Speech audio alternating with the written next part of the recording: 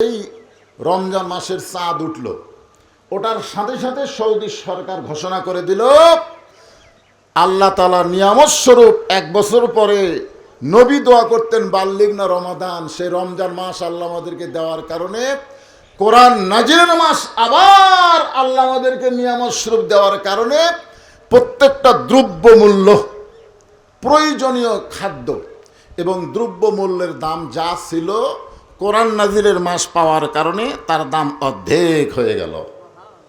কি বুঝলেন? এই সৌদি প্রবাসীরাই তো মাহফিল করতেছে। তো এখন সৌদি আরবে কি দেখে আসলো যে ওই জায়গায় কোরআন নাজিলের মাস পাওয়ার কারণে খাদ্যদ্রব্যের দাম যা ছিল কমে গেল। আমি সেদিন ফেসবুকে দেখলাম, এটা আবার একটা দিছে, ভিডিও দিছে মানুষকে শেখানোর জন্যে। সৌদি আরবের রোজার চাঁদ উঠে 10 টাকার জায়গায় 5 টাকা লিখতেছে, 10 টাকার জিনিস 5 টাকা, 20 টাকার জিনিস 10 টাকা, 40 টাকার জিনিস 20 টাকা। আর বাংলাদেশে লিখতেছে রোজার চাঁদ ওঠার সাথে সাথে 10 টাকার জিনিস 20 টাকা, 20 টাকার জিনিস 40 টাকা, 40 টাকার জিনিস 80 টাকা। তো তাহলে বলেন তো, সৌদি আরবের দাম কমতিছে আর বাংলাদেশের দাম বাড়তিছে একই মাসে, কারণ কি? ঈমান না, কারণ হলো ওই দেশে শুধু কোরআন নাজিলের মাসকে গ্রহণ করে নাই, কোরআনকেও তারা বাস্তব জীবনে গ্রহণ করেছে। জোরে কোন কথা ঠিক কিনা? আর বাংলাদেশে রমজান মাস পাওয়ার পরে কোরআন কি বলতেছে, কারণ তারা তো শোনে, এই যে আজকে আমি ওয়াজ করতেছি আপনারা শুনতেছেন না, কিন্তু আল্লাহ কি বলেছেন? সামিনা ওয়া আয়না, শুধু শুনলে হবে না, ওইটাকে গ্রহণ করা লাগবে। আল্লাহর কোরআনকে গ্রহণ করতে গেলে একা একা কোরআন শরীফ গ্রহণ করা যাবে না। কোরআনকে গ্রহণ করতে গেলে কোরআনের একটা দল গঠন করা লাগবে, সকলে মিলে আল্লাহর কোরআনকে গ্রহণ করব। যেরকম মুয়াজ্জিন যখন আজান দেয়, আজান দেওয়ার সঙ্গে সঙ্গে আল্লাহ বলেছেন আকিমুস সালাত, নামাজ কায়েম করো। আজান শোনার সঙ্গে সঙ্গে বাবা যদি মসজিদে যায় তাহলে নামাজ কায়েম হবে না, আবার যদি ছেলে মসজিদে যায় তাহলে নামাজ কায়েম হবে না। আজান শোনার পরে দাদা মসজিদে যায় তাহলে নামাজ কায়েম হবে না। আজান শোনার সঙ্গে সঙ্গে দাদা, ছেলে, নাতি একসাথে মসজিদে গিয়া জামাতে আদায় করলে নামাজ কায়েম হবে। তার মানে বোঝা গেল একা একা কোনো জিনিস হবে না, সম্মিলিতভাবে আদায় করা লাগবে। এখন যদি আমরা কোরআন অনুযায়ী চলতে চাই তাহলে একা একা সম্ভব না, কোরআনের একটা দল করা লাগবে। এখন আমাদের 92% মুসলমানের দেশে কোরআনের দল বলতে বাংলাদেশে কি কিছু আছে? আপনাকে কি মনে হয় কোরআনের দল নাই? এই বাংলাদেশে কোরআনের বিজয় হোক এরকম কোনো দলই কি আপনাকে চোখে পড়ে না? পড়ে। এই যে দেখেন, এই কোরআন যদি আপনি বাংলার জমিনে বিজয় হোক, বাংলার জমিনে কোরআন অনুযায়ী আমরা চলি, যেই কোরআন নাজিল হওয়ার কারণে রোজার মাসের দাম বাড়লো, যেই রাতে কোরআন নাজিল হওয়ার কারণে 1000 মাসের চাইতেও রাতের দাম বেড়ে গেল, সেই কোরআন আমাদের বাংলাদেশে খেলে ওয়াজ শুনবো না, বাস্তব জীবনে কোরআনকে গ্রহণ করব। এই গ্রহণ করার নিয়তে কোরআন বিজয়ের আন্দোলনে যারা চলবে, মনে মনে ধারণা করবে আল্লাহর কোরআন বিজয় করতে গেলে প্রয়োজন হলে শহীদ হব, তারপরও কোরআন বিজয়ের আন্দোলন থেকে আমি পিছপা হব না। এর সম্পর্কে রাসূল বলেছেন মান সাআলাল্লাহু তাআলা আশ-শাহাদাতা বিসিদকিন বাল্লাগাহুল্লাহু মানাজিলাশ শুহাদা ওয়া মাতা আলা ফিরাশিহি, রাওয়াহুল বুখারী কিতাবুল মাগাজি। আল্লাহ রাসূল বললেন যে দুনিয়াতে আল্লাহর কোরআন বিজয়ের আন্দোলনে শাহাদাতের তামান্না নিয়ে কেউ যদি সৈনিক হয়, কেউ যদি দল করে, ওই মাতা আলা ফিরাশিহি, সে যদি নিজের বিছনায়ও মৃত্যুবরণ করে, বাল্লাগাহুল্লাহু মানাজিলাশ শুহাদা, আল্লাহ তাআলা হাসরের ময়দানে তাকে শহীদদের কাতারে দাঁড় করায়া দিবে। আপনারা বলেন তো, দুনিয়াতে যত মৃত্যু হচ্ছে, কোন মৃত্যুর কোনো কষ্টই হয় না? কোন মৃত্যুর কোনো কষ্টই হয় না? এবারে চাক্ষুষ প্রমাণ হলো, আমরা দেখলাম আবু সাইদকে আপনারা দেখেননি? মুগ্ধকে আপনারা দেখেননি? পানি পান করতে গুলি লাগলো। আবু সাইদকে যখন গুলি করতেছে, ও কি, ও মারে, বাবারে, দাদারে কয়ে চিল্লা উঠছে। আপনারা কি দেখলেন? আপনারা দেখলেন যখন গুলি করলো ও আবার সামনে গেল, মানে গুলি লাগার পরেও এদিক দিয়ে ঢুকে ওই দিক দিয়ে বার হলো, তারপরেও ও কিন্তু সামনে গেল, ও মারে বাবারে কিছুই বলতেছে না, আবার সামনে গেল, আবার যখন গুলি করলো তখনও কিন্তু দুই হাত প্রসাদ করে দাঁড়িয়ে থাকলো। তৃতীয়বার গুলি করার পরে দুই বন্ধু এসে যখন ধরলো তখন আস্তে করে পড়লো, তার মুখে কোনো ও বাবারে মারে বাঁচারে এরকম কোনোই শব্দ নেই। তার মানে কি বুঝলেন, যে আবু সাইদ যখন জীবন দিচ্ছে বাতিলের সঙ্গে আপোষ করে নয়, হকের পক্ষে থাকার কারণে। জোরে কোন কথা ঠিক কিনা? আর এই জীবন দেওয়াকে আল্লাহ তাআলা শহীদ বিশ্বাস করে, শহীদ হিসাবে গ্রহণ করে, তার যে কোনো কষ্টই হলো না, তার প্রমাণ হলো গোটা বিশ্বের কোটি কোটি মানুষ দেখলো তার মুখে কোনো শব্দ নাই, কোনো সাউন্ড নাই, অথচ বুখারী শরীফের রাসূল আজ থেকে 1500 বছর আগে বলে গেছে যে চিনি খাওয়া পিঁপড়া, যে পিঁপড়া চিনি খায়, ওই পিঁপড়া যদি আপনাকে কামড় দেয়, আপনাকে লাগে 10টা পিঁপড়া যদি এক জায়গায় কামড় দেয়, আপনি কি করে চুলকাই করে? জোরে কোন কথা ঠিক কিনা? ওর কামড়ের বেশি লাগে না। আল্লাহ রাস্তায় যারা শহীদ হয় তাদের মৃত্যু যন্ত্রণা এই পিঁপড়ার কামড়ের চাইতেও কম। তাহলে পরকালীন জগতে যখন আমরা যাব, এই দুনিয়া থেকে পরকালীন জগতে যদি আমরা যাবার চাই, এরকম শাহাদতের তামান্না আমাদের অন্তরে রাখার দরকার আছে না নাই? জোরে কোন আছে না নাই? এখন আসেন, আল্লাহ কোরআনে বললেন, ওয়াসিকাল্লাযীনা তাকাউ রাব্বাহুম ইলাল জান্নাতি যুমারা হাত্তা ইযা জাউহা وفتحت أبوابها وقال لهم خزنتها سلام عليكم طبتم فادخلوها خالدين। রোজা থেকে আল্লাহু আকবার বলতে কি দুর্বল লাগতেছে আপনাদের? কোরআন যে আয়াতে কারিমে তেলাওয়াত করলাম, আয়াতের তো অর্থ খালি একটু জানা থাকলে আল্লাহু আকবার কয়ে খাড়া হতেন। এই আয়াতের উপরে এখন আলোচনা হবে। এই রোজাদার, আপনার যে কষ্ট করে রোজা আছেন, আপনাদের পুরস্কার কি, কিভাবে আল্লাহ পুরস্কার দিবেন, আর আপনার পুরস্কার পেয়ে কেমন খুশি হবেন, স্পেশাল দরজাতে আল্লাহ আপনাদের জান্নাত দিবেন। আসলে কি জান্নাতই না আল্লাহ প্রয়োজন, এর উপরে একটা কথা আছে এই আয়াতের মধ্যে। আপনারা বলুন তো, এই রোজা, এই যে 16টা ঘন্টা না খায়া থাকা, পানাহার না করে থাকা, এটা কেউ মানুষকে দেখানোর জন্য করে? আপনাকে কি মনে হয় মানুষকে দেখানোর জন্য রোজা কেউ করে? আচ্ছা, মানুষের দেখানোর জন্য হয়তো বাইরে করলো, ভিতরে যখন গেল গোসলখানার মধ্যে গোসল করতেছে। আমার এলাকায় দেখলাম এক রোজাদার কিছুদিন আগে, এই দ্বিতীয় রোজাতে মুখের মধ্যে অজু করতে গিয়ে মনে হচ্ছে যে সামান্য পানি আলা জিবাত গেছে, হয়তো যায়নি কিন্তু ওর মনে হচ্ছে। তখন আমি বলি, ভাই কি আছে ভাই? হুজুর আমার সন্দেহ হচ্ছে, মানে পানি গেছে হুজুর। আমি বললাম, পাগলা, ইচ্ছা করে পানি না খায়া যদি সন্দেহযুক্ত ভাই পানি যায়, তাহলে রোজার কোনোই ক্ষতি হয় না। তুমি যে ওয়াক করতে যায়, মানে তোমার আলা যেও ছেড়ে ফেলে দেবে। আচ্ছা, আপনারা বলেন তো, ওর যে এই জায়গায় পানি গেছে এটা কেউ দেখছে? কিন্তু ওয়াক করার কারণে কার হয়? কথা কন না কেন, কার হয়? তাহলে বাথরুমে যখন গোসল করতেছে, ঠান্ডা পানি মাথার উপর দিয়া, নাকের উপর দিয়া, মুখের মধ্যেও কিন্তু যায়। মুখের মধ্যে যাওয়ার পরে লোকটা কুলি করে বের করে দেয়। ওযু করার সময় কুলি করতেছেন, গোসল করার সময় কুলি করতেছেন, দরজা বন্ধ, বাথরুমের জানলাও নেই। এ সময় মন যদি বলে, এত তৃষ্ণার্ত মন নিয়ে কেন থাকবে, কেউ তো দেখতেছে না, এক গিলাস পানি খা, এক জগ পানি খা, ওটি তো কেউ নেই। ওই জায়গাতে কেউ আছে? তাহলে ওই জায়গায় পানি খাবার বলতেছে মিন শাররিল ওয়াসওয়াসিল খান্নাস, ভিতরের খান্নাস বলতেছে খা, কেউ তো দেখবে না। তখন রোজাদার কি বলে? রোজাদার বলে, এই শয়তান, কেউ না দেখলেও আমার আল্লাহ দেখতেছে। ধরে কারণ সুবহানাল্লাহ। তার মানে বোঝা গেল, একটা মাত্র ইবাদত মানুষকে মোত্তাকি বানায় দেয়, তার নাম হলো রোজা। যে কেউ না দেখলেও আল্লাহ দেখতেছে, এই বিশ্বাস তার অন্তরে নিয়ে আসে, সেই আমলের নাম কি? রোজা রাখা। জোরেকার নাম কি? রোজা রাখা। আপনারা বলেন তো, রোজা রেখে সে যদি পানি মুখের মধ্যে যায়নি, তারপর ওয়াক করতেছে, এই লোকটা যদি আবার সুদের ব্যবসা করে, মনে করেন যে সামান্য পানি গলার মধ্যে গেল কিনা, ওয়াক করতেছে, কিন্তু আমরা জানি ওই লোকটা আবার সুদও খায়। যেরকম কি খায়? আচ্ছা, সুদ খালে কি রোজা ভঙ্গ হয়? আপনাদের কি ধারণা, সুদ কি মুখ দিয়ে খায় নাকি? কথা বলেন, রোজা ভঙ্গ হবে? ঘুষ খেলে ঘুষ তো মানুষ মুখ দেখায় না, হাত দেয়। একটু মনোযোগ দিবেন। এই হুদাল্লিল মুত্তাকিন আল্লাহ বললেন, আল্লাহ আল্লাকুম তাত্তাকুন, এইটা বোঝানোর পরেই আমি মা বোনদের ওয়াজের দিকে চলে যাবো ইনশাল্লাহ। রোজা রাখলে কি কি করা যাবে না, কোন কাজ করলে রোজা ভঙ্গ হবে, রোজা ভঙ্গের কারণ আছে না নাই? এদের এখন আছে না নাই?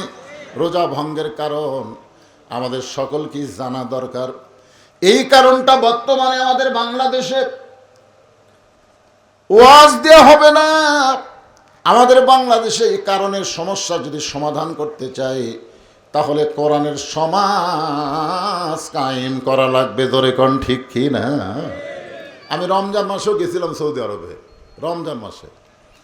তো আমি দেখেছি ওখানে, রোজার কয়েকদিন আগে গেছিলাম, তো এইটা বলার আগ দিয়ে আমি দেখতেছি আমার অবস্থা, শরীর অবস্থা খুব একটা ভালো দেখতেছি না, বুঝলেন। বেশি লম্বা আওয়াজ হয়তো করতে পারবো না, আপনারা শুনতেছেন তো কষ্ট হচ্ছে না, কিন্তু বলতেছি আমি। তো যাই হোক, আমার মা বোনদের জন্য ওরা বসে আছে।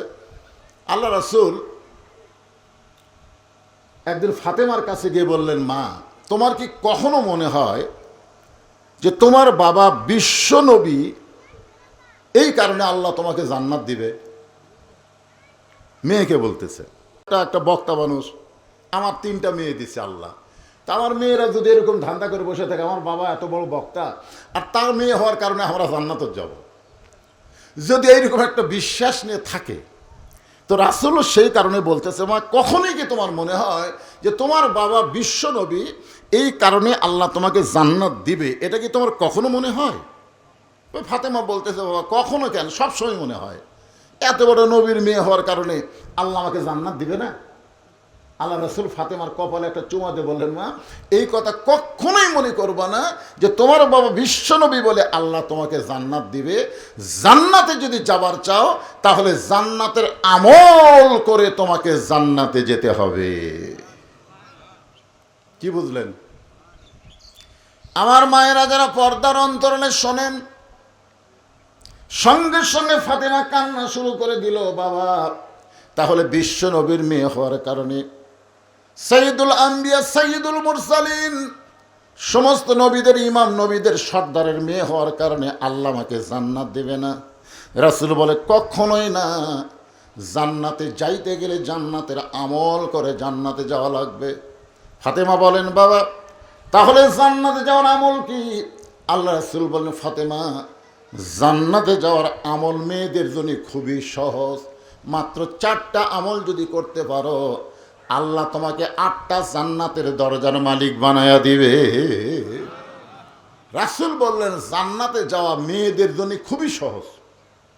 মরদ মানুষের জন্য, পুরুষ মানুষের জন্য জান্নাত পাওয়া খুবই কঠিন, কিন্তু মেয়েদের জন্য জান্নাতে যাওয়া খুবই সহজ। ফাতেমা বললেন, বাবা, তাহলে 4টি আমল কি?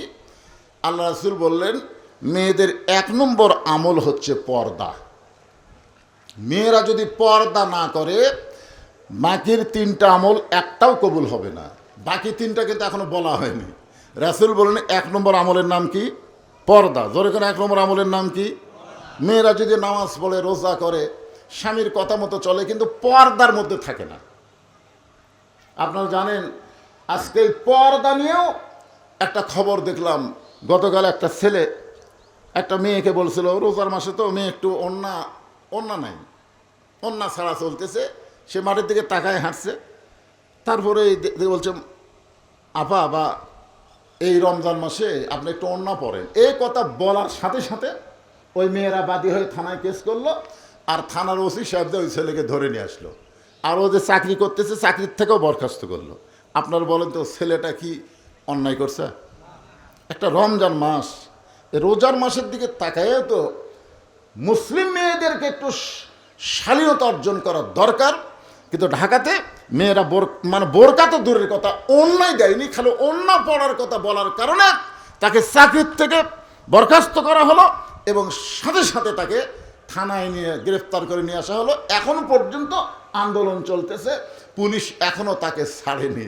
তাহলে চিন্তা করে দেখেন, যেই দেশের মেয়েদের বোরকা পড়তে বলার কারণে যদি তাকে থানায় ধরে নিয়ে যায়।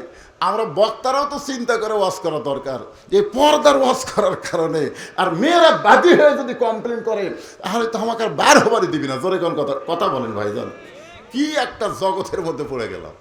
আজকের খবর ফেসবুকে দেখেন, বহু জায়গার থেকে পোস্টিং হয়েছে, ছেলেটাকে এখনো ধরেই রাখছে। দোষ কি? অন্না পড়ার কথা বলেছেন, যে মেয়ের একটা শালীন পোশাকের কথা আল্লাহ কোরআনে বলে নাই। আল্লাহ কোরআনে বললেন, অকরণা ফি বুয়ুতিকুন্না ওয়ালা তাবাররাজনা তাবাররুজাল জাহিলিয়াতিল উলা। সঙ্গে সঙ্গে ফাতেমা পর্দানিশী হয়ে গেলেন। ফাতেমা পর্দার মধ্যে ঢুকে গেলেন। বড় পীর আব্দুল কাদের জিলানী রহমতুল্লাহ আলাইহি জান্নাতুল বাকির মধ্যে কবর জিয়ারত করতেছেন। একটু মনোযোগ দিয়ে শুনবেন। কবর জিয়ারত করতেছেন। জান্নাতুল বাকি হচ্ছে মসজিদ নববীর নিকটে সবচাইতে বড় গোরস্থান, যে গোরস্থানের মধ্যে আল্লাহ নবীর কমপক্ষে 10,000 সাহাবী ঘুমায় আছে। যারা হজ করছেন তারা জান্নাতুল বাকি দেখে নিজের দুই চোখকে ধন্য বানাইছেন। সুবহানাল্লাহ বলেন। একটা গোরস্থানের মধ্যে আল্লাহ নবীর 10,000 সাহাবী, কমপক্ষে 10,000 সাহাবী ঘুম পাড়তেছে। সেই গোরস্থানের নাম হলো জান্নাতুল বাকি, মদিনায়। তো জান্নাতুল বাকি আব্দুল কাদের জিলানী রহমতুল্লাহ আলাইহি যখন জিয়ারত করতেছেন, পিছন দিক থেকে এক মুরিদ বলে, হুজুর আপনি চোখ বন্ধ করলে গোটা পৃথিবীর খবর বলতে পারেন, চোখ বন্ধ করলে। তো আপনি দেখেন তো জান্নাতুল বাকির কোন জায়গায় মা ফাতেমার কবর। আব্দুল কাদের জিলানী অত্যন্ত রাগ করে বললেন, চোখ বন্ধ করলে গোটা পৃথিবীর খবর বলতে পারি, এ কথা তোমাকে কে বলল? ইত্তাকু ফিরাসাতাল মুমিনিনা ফাইন্নাহু ইয়ানজুরু বিনুরিল্লাহ। যারা মুমিন মুত্তাকি হবে তারা চোখ বন্ধ করলে আল্লাহর আরশ পর্যন্ত তারা দেখতে পারবে। জোরে কোন সুবহানাল্লাহ। কারণ মুমিন মুত্তাকি তো তারা সূর্যের আলো চন্দ্রের আলোতে তারা দেখে না, তারা দেখে ইয়ানজুরু বিনুরিল্লাহ, আল্লাহর নূর দিয়া তারা দেখে। জোরে কোন সুবহানাল্লাহ। আপনারা বলেন তো, নূরের পাওয়ারের কোনো সীমা আছে? অসীম। আব্দুল কাদের জিলানী ছোট বাচ্চার মতন কান্দের, বলে রে মুরিদেরা, গোটা পৃথিবীর খবর জানতে পারলেও এই জান্নাতুল বাকির কোন জায়গায় মা ফাতেমার কবর, এটা কিয়ামত পর্যন্ত কেউ বলতে পারবে না। জান্নাতুল বাকির মধ্যেই ফাতেমার কবর আছে, কিন্তু কবরটা কোন জায়গায় এটা দুনিয়ার কেউ বলতে পারবে না। তো মুরিদরা বলে, হুজুর জান্নাতুল বাকির মধ্যেই ফাতেমার কবর, কিন্তু কবরটা কোন জায়গায় এটা কেন বলতে পারবে না? আব্দুল কাদের জিলানী বললেন, না বলার পিছনে কারণ হলো আমাদের মা ফাতেমা হলেন জহুরা। আমাদের মা ফাতেমা কি? জহুরা। জোরে বলেন কি? জহুরা। এই জহুরা হওয়ার কারণেই তার কবর জান্নাতুল বাকির মধ্যে আছে, কিন্তু কিয়ামত পর্যন্ত কেউ বলতে পারবে না। তো সমস্ত মুরিদ বলে, হুজুর এই জহুরা মানে কি? ফাতেমা যে ডিগ্রি পাইছে এই জহুরা মানে কি? আমার মায়েরা যারা বসে আছেন একটু মনোযোগ দিয়ে শোনেন। এটা কিন্তু মরদ মানুষের ওয়াজ না, ওয়াজটা হচ্ছে নারীদের জন্য। আর একটা নারী ভালো, নারীর পেট থেকে হাসান হোসাইনের জন্ম হলো, সুবহানাল্লাহ কন না কেন? আর নারী খারাপ, নারীর পেট থেকে ইয়াজিদের জন্ম হলো। আপনারা বলেন তো, হাসান হোসাইন আর ইয়াজিদের মধ্যে কি কারণে? কারণ ইয়াজিদের মায়ের নাম হলো লাইসা বিনতে সাইবা, সাইজা লাইসা বিনতে সাইবা। মানে মাবিয়ার আগে 5টা জায়গায় বিয়ে হয়েছিল, 5 জায়গায় বিয়ে হয়ে স্বামী সংসার করেনি। পরে আবু সুফিয়ান টাকার লোভে পড়ে সাইবার মেয়ে লাইসাকে এই মাবিয়ার সাথে বিয়ে দিল। আর মাবিয়া আর লাইসার মিলনের মাধ্যমে ইয়াজিদের মতন একটা মালের জন্ম হলো। তাহলে কি বুঝতেছেন? একটা নেপোলিয়নও বলেছে, তোমরা যদি ভালো একটা সন্তান চাও তাহলে ভালো একটা মায়ের দরকার। জোরে কোন কথা ঠিক কিনা? ভালো একটা বাপের দরকার না মায়ের দরকার? বাবাই আনন্দে মাতিয়া সাগরে ভাসাইয়া সেই যে চইলা যায় খবর লয় না, মাজন ধরিয়া উদরে কতই কষ্ট করে, 10 মাস পরে পায় প্রসবের বেদনা, এমন দরদি ভাবে কেউ হবে না আমার মা গো। ইমাম গাজ্জালি বলেছেন মায়ের পেটে যখন বাচ্চা আসে, বাচ্চা কনসেপ্ট হওয়ার সাথে সাথেই আল্লাহ তাআলা মায়ের মাসিক ব্যারাম বন্ধ করে দেয়। প্রতি মাসে এই রমজান মাসে মেয়েদের এই মাসিক হলে রোজা রাখা যাবে? যাবে? নামাজ পড়া যাবে? কোরআন শরীফ স্পর্শ করা যাবে? যাবে না। কারণ এই একটা অসুখ হলে কোনো ইবাদত করা যায় না। কিন্তু যখনই পেটে বাচ্চা আসে তখন আল্লাহ মাসিক বন্ধ করে দেয়। কারণ কি? ইমাম গাজ্জালি বলেছেন পেটে বাচ্চা থাকা অবস্থায় মায়ের যেন কোনো ইবাদতের কমতি না হয়, এই জন্য আল্লাহ অসুখ বন্ধ করে দেয়। কারণ মায়ের ইবাদতের সাথে পেটের বাচ্চার আল্লাহ একটা সম্পর্ক করে দেয়। জোরে কান সুবহানাল্লাহ। আমার এলাকার এক ছেলে কয়, হুজুর 11 মাস আমার খিদা লাগে না, কিন্তু রোজার চাঁদ উঠলে আমার খিদা লাগে। হুজুর 11 মাস আমার খিদাই নেই, কখনকার খাওয়া কখন খাই, কিন্তু এই রোজার চাঁদ উঠলে কুট থেকে যে এত খিদা শুরু হয় হুজুর, খালি খাবারই মন চায়। তা আমি কইলাম এই ব্যারাম হওয়ার পিছনে কারণ হলো তোর মা বাঁচা আছে? আছে, যা জিজ্ঞেস কর। তা আমার কথা মতো যা জিজ্ঞেস করছে, মা রমজান মাসে আমার খিদা বেশি কেন? তো মা বলতেছে এই সর্বনাশ করছে তোর দাদি। তুই যখন আমার পেটে ছিলি রমজান মাসে তোর দাদি আমাকে রোজা থাকবার দেয়নি। আমি রোজা থাকলে নাকি পেটের বাচ্চা শুকা যাবি, জোর করে আমাকে রোজা ভাঙ্গাছে। 1 মাস আমিও খাসি রোজার মাসে, তুইও খাসি। রমজান মাসে তোর পেটের মধ্যে খাওয়া শুরু হচ্ছে রে, এই জন্যই দুনিয়াতে তুই রোজা থাকবার পারিস না। বুঝছেন? মা যখন পেটে বাচ্চা নিয়ে রুকুর থেকে সেজদা যায়, বাচ্চার বয়স 4 মাস 5 মাস এরকম হয় না, রুকুর থেকে সেজদার গেছে, পেটের মধ্যে বাচ্চা দমল খাচ্ছে। ফেরেশতাকে আল্লাহ দেখো তোমার বান্দি নামাজ পড়বার যে পেটের বাচ্চার কত কষ্ট হয়। আল্লাহ বলে সাক্ষী থাক, যেই মা পেটে বাচ্চা নিয়ে নামাজ পড়তেছে ও মা শুধু নিজে নামাজ পড়তেছে না, পেটের বাচ্চাকেও নামাজি বানিয়ে দিচ্ছে। জোরে কান সুবহানাল্লাহ। এই জন্য একটা মা যদি ভালো হয়, মায়ের পেটের বাচ্চাও ভালো হবে।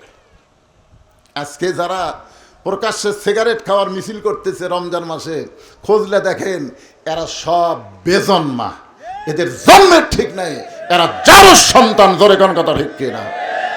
রমজান মাসে হোটেলের দরজা কালো পর্দা দিয়ে ভিতরে যারা খায়, খুঁজলে দেখেন এদের জন্মের ঠিক নেই। খুঁজলে দেখেন জন্মের ঠিক নেই। কি মনে করছেন? মনে করতেছে আমরা সেই মরদ, আর তোরা সেই মরদ, হিজড়ার জাত। কেরে মরদ মানুষের পর্দা করা লাগবে কেন? হোটেল দরজা কালো পর্দা ভিতরে খাস, তোর কি মরদ? রমজান মাসে কালো পর্দা ভিতরে যারা খায় এরা মরদ না, হলে হিজড়ার জাত। জোরে কোন কথা ঠিক কিনা? আমার মা ফাতেমা এই জহুরা ডিগ্রি কেন? সমস্ত মুরিদ যখন বলে হুজুর এই জহুরা মানে কি, আব্দুল কাদের জিলানী বললেন তাহলে শোনো। হযরত আলী এশার নামাজ পড়ে বাড়িতে গেছে। কোন নামাজ? এশার নামাজ পড়ে বাড়িতে গেছে, যায় দেখে ঘর সুন্দর করে সাজানো। ফাতেমা সুন্দরী সাইজা গুইজা বসে আছে, হাসান হোসেনকে সুন্দর করে সাজাই দিছে। এখন বলেন একটা পুরুষ মানুষ ঘরের মধ্যে ঢুকাই যদি দেখে ঘরও সুন্দর, বউ সুন্দর, সন্তানগুলোও সুন্দর হয়ে, তাহলে মরদ মানুষের মনে একটা আলাদা জান্নাতি শান্তি আসে। জোরে কান আসে কি আসে না? আপনার বাড়ির মধ্যে যায় দেখবেন তো বউ কি সাজাগুজা থাকে? বউ যখন কোনো জায়গায় যায় তখন সাজে, একেবারে ভালো কাপড় পরতেছে, ভালো মালা, হাতত বালা, এরকম কাপড় যখন পরতেছে, স্বামী মন ভার করে বসে আছে। বউ বলে কে গো মন ভার কেন? স্বামী বলতেছে আমার মনে হয় তুমি কোথায় যাবা, তুমি কোথায় যাবা, কারণ তুমি যখন যাও তখন সাজো, কিন্তু আমার কাছে তুমি কোনোদিন সাজো না। বউ বলতেছে তোমার কি ভীমরতি ধরছে, আমি অমুক জায়গায় যাবো এই জন্য তো সাজা গুজে যাচ্ছি। আমি মা বোনদের জন্য বলি, মা কোনো জায়গায় যখন যাবেন তখন সাজা সম্পূর্ণ হারাম, কালো রঙের বোরকা পরে যাওয়া লাগবে। আর যতক্ষণ ঘরে থাকবেন স্বামীর জন্য কেবলমাত্র এক ব্যক্তির জন্য মেয়েরা সাজতে পারবে, সেই ব্যক্তি হলো তার স্বামী। জোরে কোন সুবহানাল্লাহ। তাহলে মেয়েরা কার জন্য সাজা? আপনাকে এলাকার বইয়েরা কার জন্য সাজা? কোনো জায়গায় যখন যায় তখন সাজে, স্বামীর সামনে কইলে ভেদ কি করার টাইম আছে? হযরত আলী আল্লাহর শুকর আদায় করার সঙ্গে সঙ্গে ফাতেমা 2টা সন্তানকে বুকের মধ্যে নিয়ে কানে কানে বলতেছে, বাবা তোমরা 2 ভাই একটু অন্য ঘরে যাও, তোমার বাবার সঙ্গে আমার গোপন কিছু গল্প আছে। ফাতেমা দুই সন্তানকে বুকের মধ্যে নিয়ে কানে কানে বলতেছে যে তোমরা দুই ভাই একটু অন্য ঘরে যাও, তোমার বাবার সঙ্গে আমার গোপন কিছু গল্প আছে। হোসেন একটু ছোট তো, হাসান বুঝবার পারছে যে মা সাইদা গুইদা বসে আছে, আর বাবা ঢোকার সাথে সাথে আমাকে অন্য ঘরে যাওয়ার কয়, বাবার সঙ্গে গোপন কিছু গল্প আছে। বোঝা গেছে আমার মা বাপের সাথে কি করবে। এদিকে ছোট বাচ্চা যখন বুঝবার শিখবে তখন তাদেরকে ঘরে রাখা জায়েজ। একজন দুইজন করলে সবাই বুঝতে পারতেছেন না। আপনার বাচ্চা যখন বোঝার মতন বয়স হবে তখন স্বামী স্ত্রী ভালোবাসা করতে গেলে ওই সন্তানকে চেতন থাকা অবস্থায় হবে না। ঘুমায় গেল তো সন্তানরা এখন বুঝতেছেন না, খুব চালাক, হয়তো ঘুম আসেনি, ঘুমের ভান করতেছে, ও দরকার নেই। স্বামী স্ত্রী মহব্বত করবার গেলে 2 বছরের বেশি যদি বয়স হয়, হয় দাদির ঘরত নয় চকলেট দিয়ে অন্য ঘরত পাঠিয়ে দেওয়া লাগবে। ওই সন্তান ঘরে থাকা অবস্থায় স্বামী স্ত্রী কোনো মহব্বত করা যাবে? কথা বলেন না কেন? যাবে। যতক্ষণ দুধ পান করবে ততক্ষণ সন্তানের সামনে আপনার বউকে আদর করলে উনি দেখবার পারবে কিন্তু বুঝবার পারবে না, কারণ দুধ পান করা অবস্থায় তার জেহানি শক্তি তার কাছেই থাকে, দূরে যায় না। আমার কথা কি বুঝলেন? মাতার যে জেহানি শক্তি ওর কাছেই থাকে, দূরে যায় না। কিন্তু যখনই মায়ের স্তন খাওয়া ছাড়া দিবে তখন এই জেহানি শক্তি এটি থাকে না, কমপক্ষে 2 ঘন্টা দূরে যায়। আপনি যদি ওর সামনে আপনার স্ত্রীকে আদর করেন, ও বেড়ায় এসে বলতে পারে 2 ঘন্টার মধ্যে কারোর সাথে দেখা হয়। 2 ঘন্টা, কয় ঘন্টা? 2 ঘন্টা পরে ভুলে যাবে। 2 ঘন্টার মধ্যে কারোর সাথে যদি দেখা হয়, যদি হয়, আর যদি বলে আব্বা তাই মাস্ক চাপা ধরছিল রে, এ কথা যদি বলে, হাসার কথা না তো। চিন্তা করে দেখেন ইসলাম কত সুন্দর। নিজের হালাল বউকে আদর করবার গেলেও নিজের বাচ্চার সামনে করা যাবে না, এরই নাম হলো ইসলাম। জোরে কোন সুবহানাল্লাহ। হাসান হোসেন 2 ভাই যখন অন্য ঘরে, এমন সময় ফাতেমা ঘরের দরজাটা বন্ধ করে দেয়। আপনারা বলেন তো, সন্তান 2টাকে বের করে দিয়ে বউ যখন দরজা বন্ধ করবে তখন স্বামীর মনে কেমন হয়? যত বড়ই হুজুর হোক, যত বড়ই হুজুর হোক, বাচ্চা 2টা বের করে দিয়ে বউ যদি দরজা বন্ধ করে দেয় তখন কি আর হুজুরগিরি চলবি? চলবি? আপনার কোন আমি যত বড়ই বক্তা হয়, আমি বইয়ের কাছে যাও বক্তা? আরে আমি তো একটা সাধারণ, আল্লাহর নবী পর্যন্ত নবী ছিলেন না, জানেন? নবী বসে আছেন, উম্মাহাতুল মুমিন আয়েশা যখন ঘরের মধ্যে ঢুকছে, নবী আসতে গেলে উঠে দরজা বন্ধ করে দিলেন। মা আয়েশা থরথর করে কাঁপতেছে। রাসূল বলে, আয়েশা কাঁপো কেন? বলে, আপনার জুতার পরশে আল্লাহর আরশ ধন্য হয়ে গেছে।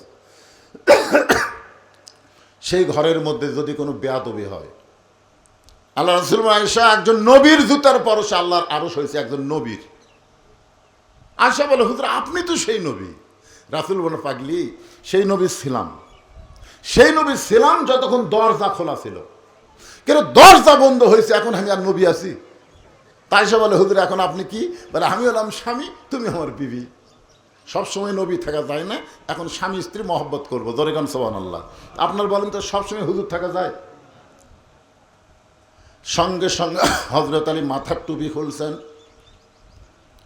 মাথার টুপি খুললে 2টা হাত ফাতেমার দিকে যখন বাড়ায় দেয়, এমন সময় ফাতেমা দৌড়ে গিয়া স্বামীর বুকে মাথা ঠুকাইয়া চোখের পানি নিয়ে বলে, আর কোনোদিন সুন্দর করে সাজতে পারবো না, আর কোনোদিন সুন্দর করে হাসান হোসেনকে সাজাই দিবার পারবো না, আর কোনোদিন ঘরটাও সুন্দর করে সাজাবার পারবো না, কারণ আজকে গভীর রাত্রে ফাতেমার মৃত্যু হবে। যেই মাত্র বলেছে আজকে গভীর রাত্রে ফাতেমার মৃত্যু হবে, সঙ্গে সঙ্গে হযরত আলী পড়ে যায়। ছোট বাচ্চার মতন আলী কাঁদতেছে। কান্দার পিছনে কারণ কি জানেন? যে 6 মাস আগে নবী দুনিয়া থেকে বিদায় নিয়েছে। মাত্র কয় মাস? 6 মাস আগে নবী বিদায় নেওয়ার পরে হাসান হোসেন 2টা ভাই এখন পর্যন্ত ওদের মুখে হযরত আলী কোনো হাসি দেখে নাই। কারণ যেখানে যায় সাহাবীদের জিজ্ঞাসা করে, আমার নানাকে তোমরা দেখছো? আমার নানাকে দেখছো নাকি? আমরা 2 ভাই নানাকে এত খুঁজি, নানাকে পাওয়া যায় না। নানা রাগ করে যে কোথায় ঢুকালো। আবু বকর বলেছেন, রে নবীর সাহাবীরা, যতদিন হাসান হোসেন নানা নানা বলে খুঁজবে ততক্ষণ নবীর রওজা দেখায় দিবে না, ততক্ষণ তোমরা নবীর রওজা দেখায় দিবা না। কারণ ওরা নানা খুঁজতেছে, ওরা নবী খুঁজতেছে না। খুঁজতেছে কাকে? কথা খেয়াল করে শুনবেন। যতদিন এই হাসান হোসেন নানা নানা বলে খুঁজবে ততক্ষণ নবীর রওজা দেখাইয়া দিবা না। যদি দেখাইয়া দাও, ওরা দুই ভাই নবীর রওজার পাশে এসে এমন জোরে চিৎকার দিবে, আমার বিশ্বাস নবীর ঘুম ভেঙে যাবে। এ কথার দ্বারা আবু বকর বুঝাই দিলেন, আমাদের নবী রওজার মধ্যে মরে নাই, আমাদের নবী রওজার মধ্যে ঘুমায়া আছে। জোরে কোন কথা ঠিক কি না? এই জন্য সবাই আমরা বলবো, ইসলামের আলো জ্বলায়া দিয়া নবী ঘুমায়া আসেন সোনার মদিনায়। চিন্তা করতেছে 6 মাস আগে নবী গেছে, আজকে রাত্রেবেলা যদি মাও যায়, তাহলে হাসান হোসেনকে সামাল কিভাবে দিবে? নানা রকম চিন্তায় হযরত আলী যখন কান্দে, এমন সময় ফাতেমা মুচকি হাসি দিয়ে ওই স্বামীর মাথাটা উরাতের উপরে নিয়ে কপালে একটা চুমা খায়। যিনি গভীর রাত্রে মৃত্যুবরণ করবেন তিনি হাসতেছেন, আর মৃত্যুর কথা শুনে স্বামী কাঁদতেছে। ফাতেমা কপালে চুমো দিয়ে বলে, স্বামী গো, এমন করে আপনি কাঁদবেন না, কারণ আর দুনিয়াও মাজরাতুল আখিরা, দুনিয়া থাকার জায়গা। আপনারা বলেন তো, এই যে আমরা দুনিয়াতে এত সুন্দর বাড়িঘর সয় সম্পত্তি, আপনাকে এখানে আসতে দেখলাম, এটা শহরের মতন দেখা যায়। এই গ্রামে এত বিল্ডিং বাড়ি দেখলাম, আসার সময় দেখলাম গ্রামগঞ্জে সাধারণত এত বিল্ডিং বাড়ি হয় না, কিন্তু আপনাকে এলাকা দেখলাম। এই যে সুন্দর সুন্দর বাড়ি যারা বানাইছেন, আপনাদের কি মনে হচ্ছে আপনারা কি এখানে থাকতে পারবেন? পারবেন তো? মোশন তো ভালোই। কি দেখতেছেন ভাই? 3 তালা করছি হুজুর, আর 4 তালা রড বার করে থুছি, আর 1টা তালা করবার পারলে আমার আর কোনো টেনশন নেই। এই কয়েকবার দেখে, তখন কান্দের ফেরেশতা কি কয়, শয়তান উপর দিকে তাকাস না, নিচ দিকে তাকা, নিচ দিকে তাকা। যত উপর দিকে বিল্ডিং কর, তোর 4 তালা না, তোর জন্য হলো নিচ তালা, 1 তালাও না, নিচ। কোন তালা? তাহলে এখন আপনারা বলেন যে আমরা এই দুনিয়া থেকে থাকার জন্য না যাওয়ার জন্য? ফাতেমা বললেন, স্বামী গো, এমন করে আপনি কাঁদবেন না, এই দুনিয়া থাকার জায়গা না, এই দুনিয়া থেকে আমাদেরকে যাইতে হবে। আমি দোয়া করার কারণে আল্লাহ তাআলা আজকে গভীর রাত্রে আমার মৃত্যু দিবে। আমি দুনিয়া থেকে বিদায় নেওয়ার পর আমার 3টা চাওয়া আপনাকে পুরা করা লাগবে। হযরত আলী কান্দার বলে, ফাতেমা, দুনিয়ার জীবনে গরিব ছিলাম বলে তুমি কিছুই চাইলা না, এই দুনিয়ার জীবনে গরিব ছিলাম বলে তুমি কিছুই চাইলা না, কিন্তু মরে যাওয়ার পরে তুমি কি চাইবা ফাতেমা? আপনারা বলেন তো, হযরত আলী ধনী ছিল না গরিব ছিল? কেমন গরিব? মানে গরিবের সঙ্গে আপনি কি লিখবেন? একটা গরিব কতদূর পর্যন্ত আমাদের বাংলাদেশে আমরা গরিব দেখছি বলেন তো? আমাদের বাংলাদেশে দরিদ্র গরিব আছে না নাই? আছে, কিন্তু আলীর মতন নেই।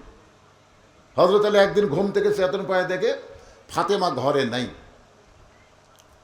তাকায় দেখে হাসান হোসেন ঘুম পাড়তেছে, কিন্তু ওদের মা নাই।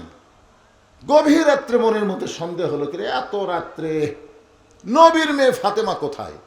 দরজাত গিয়ে তাকায় দেখে মরুভূমির মধ্যে কালো চাদর গায়ে দিয়ে খুব জোরে জোরে হাঁটতেছে মরুভূমির মধ্যে। আলীর সন্দেহ হয়ে গেল যে হাসান হোসেন ঘুম পাড়তেছে, আমিও ঘুম পাড়তেছি, আমাদের ঘুমের মধ্যে রাইখা হাসান হোসেনের মা কোথায় যাবে? নিরাপদ দূরত্ব বজায় রেখে পিছনে পিছনে হাঁটতেছে। মনের মধ্যে নানা রকম সন্দেহ হয়। মরদ মানুষের মনে সন্দেহ আসে না নাই? জনগণ আসে না, নানা রকম সন্দেহ হয় যে ফাতেমা কোথায় যাচ্ছে।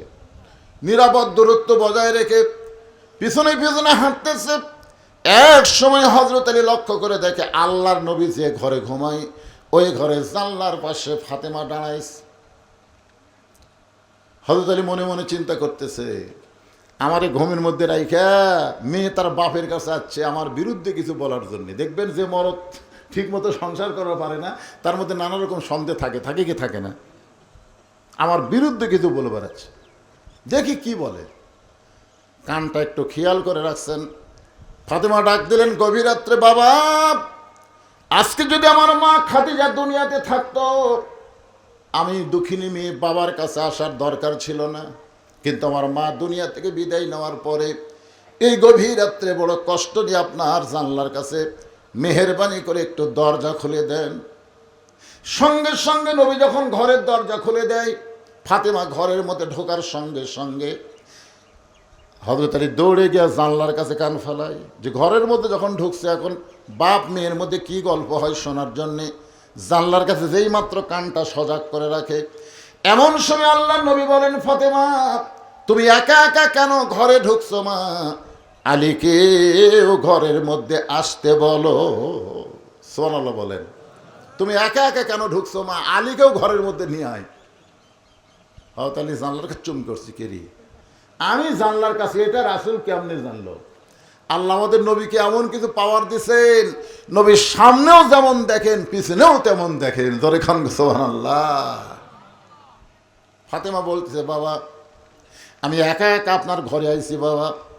হাসান হোসেন তার বাবা গভীর ঘুমে অচেতন, এমন সময় আমি আপনার কাছে আইছি বাবা, মেহেরবানি করে একটু বাতি জ্বালান, মেহেরবানি করে একটু বাতি জ্বালান।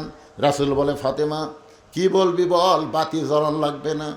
ফাতেমা বলতেছেন, বাবা এতদিন বলেছি কাম হয় নাই, আজকে গভীর রাত্রে আপনাকে একটু দেখাবার চাই, মেহেরবানি করে একটু বাতি জ্বালান। নবী যখন ঘরের মধ্যে বাতি জ্বালায়, ফাতেমা দুইটা হাত নবীর দিকে বাড়ায় দেয়, নেওয়ার জন্য না দেখানোর জন্য। নেওয়ার জন্য হলে এইভাবে হাত বাড়ায়, এটা নেওয়ার জন্য।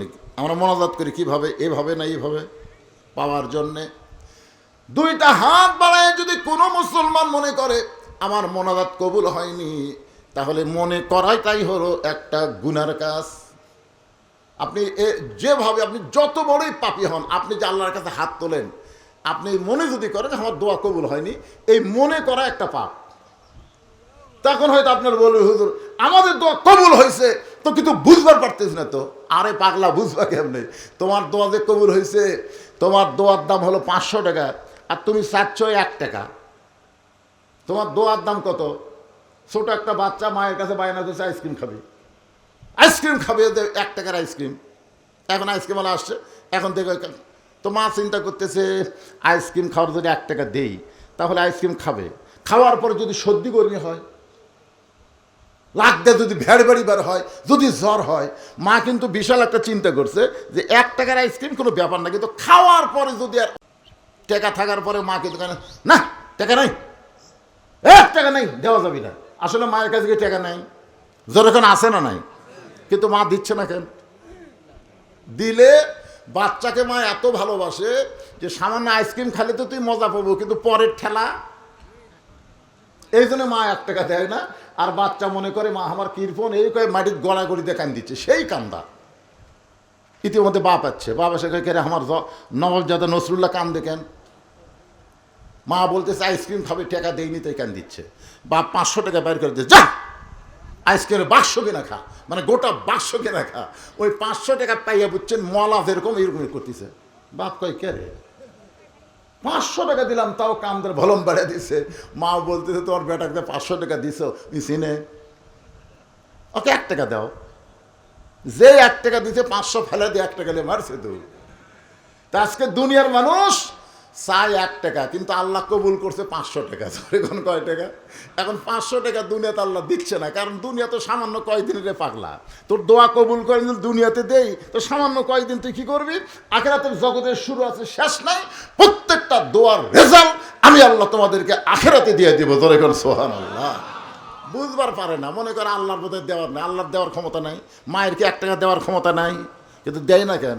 দিলে তো সর্দি গরমি হবে। দুনিয়াতে আল্লাহ আমাদের দিলে দোয়া কবুলের রেজাল্ট যদি সাংসার দেয়, 4 তলা 5 তলা 10 তলা 20 তলা বানাবি, তাহলে উপর দিকে যাবি, নিচে নামার কথা আর খেয়ালই থাকবি না। জোরে কোন কথা ঠিক কিনা? যেরকম হাসিনা নিচে নামার কথা হাসিনার খেয়ালই নেই। কালি কয় 41 সাল 42 সাল কেড়ে পাগলা, খালি উপর থেকে যাস কে, নিচের দিকে নামবো না। এই জন্য বুঝলেন, আল্লাহ সব দোয়া, আপনি যখনই দোয়া করবেন বিশ্বাস করতে হবে আল্লাহ আপনার দোয়া কবুল করেছে, রেজাল্ট দিবে আখিরাতে। ঠিক কিনা বলেন? হ্যাঁ। কিন্তু ফাতেমা 2টা হাত আল্লাহর নবীর দিকে বাড়ায় দিস, কিছু পাওয়ার জন্যে না। 2টা হাত এভাবে যখন তুলে ধরেছে, নবী বাতির আলোতে দেখতে পায় 2টা হাতের তালু আছে, কিন্তু চামড়া নাই। 2টা হাতের তালু আছে কিন্তু চামড়া নাই। ওই জাঁতা ঘুরাইতে ঘুরাইতে, গম আর জবের আটা করতে করতে, এই জাঁতা ঘুরাইতে ঘুরাইতে, দুইটা হাত ধরে ঘুরাতে ঘুরাইতে হাতের ফসকা পড়ে গেছে। আবার যখন ফসকা অবস্থায় যখন জাঁতা ঘুরাই, ওইটা হাতের চামড়া উঠে গিয়ে দুইটা হাত গোস্তের মতন দেখা যায়, দুইটা হাত গোস্তের মতন দেখা যায়। ফাতেমা বলে, বাবা আমার হাতের যে অবস্থা, বাবা যদি আমার মা থাকতো আমি মাকে দেখাবার পারতাম, কিন্তু মা দুনিয়াতে নাই। এখন আপনি আমার মা, আপনি আমার বাবা। আমার স্বামী ঘুমায় আছে, আমার শয়তান সন্তান দুইটা ঘুমায় আছে। আমার সন্তান এবং স্বামী ঘুম থেকে যখন চেতন পাবে, ওরা খাবার চাবে, আমি খাবার দিবার পারবো না, কারণ এ হাত দিয়ে জাঁতা কেমনে ঘুরাবো। বাবা মেহেরবানি করে দুইটা দিনের একটু খাবার আমাকে দেন। আমার হাসান হোসাইন তার বাবা যেন বুঝবার না পারে, আমি তাদের বুঝতে দিব না। কারণ বাবার কাছে কষ্টের কথা বলা যায়, কিন্তু স্বামীর কাছে, সন্তানের কাছে কেমনে বলবো। বাবা মেহেরবানি করে একটু খাবার ব্যবস্থা করেন। সঙ্গে সঙ্গে নবী ঘরের কোনায় গিয়ে বলে, আল্লাহ দুনিয়ার কত ধনী ধনী যুবক আমার ফাতেমাকে বিয়ে করতে চাইছিল, কিন্তু আপনি সেই চাওয়াকে প্রাধান্য না দিয়ে গরিব আলীর সঙ্গে ঘটকালি করলেন। এখন আমার মেয়ের কষ্ট আমি বাবা হিসেবে দেখতে আমার বড় কষ্ট লাগে, আমার অন্তরে কলিজায় আঘাত লাগে। এই কথা নবী যখন আল্লাহকে বলতেছে, সঙ্গে সঙ্গে মাথায় ঘোমটা দিয়ে ফাতেমা ঘর থেকে বাইরে যায়। রাসূল বলে, ফাতেমা আমি তো তোর বিরুদ্ধে কিছুই বলিনি মা, তুই কেন ঘর থেকে বাইরে যাস? ফাতেমা বলে, বাবা আমি দুইটা দিনের সাহায্য চাইছিলাম, তাই বলে আমার স্বামীর বিরুদ্ধে আপনি আল্লাহকে বলবেন? আমার কলিজার টুকরা স্বামীর বিরুদ্ধে আপনি আল্লাহকে বলবেন আমি ঘরের মধ্যে থাকবো? এমন বিবি আমি না। আপনি বলেছেন আল্লাহর পরে কাউকে যদি সেজদা দেওয়ার হুকুম থাকতো, তাহলে প্রত্যেকটা বিবিকে বলতাম স্বামীর পায়ে সেজদা করো। আমি সেদিন থেকে বিশ্বাস করেছি আমার আল্লাহর পরেই আমার হাসান হোসেনের বাপ আমার কাছে সব চাইতে দামি।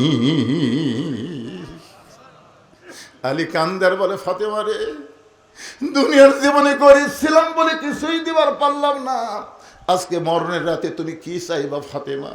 ফাতেমা বলে, স্বামী গো, আমার এক নম্বর চাওয়া হলো রাতের অন্ধকারই আমাকে দাফন করবেন, রাতের অন্ধকারই আমাকে দাফন করবেন। আমি পর্দার মধ্যে মৃত্যুবরণ করব, আর দিনের আলোতে আমাকে দাফন করলে দুনিয়ার মানুষ আমার কবরের খবর জানতে পারবে।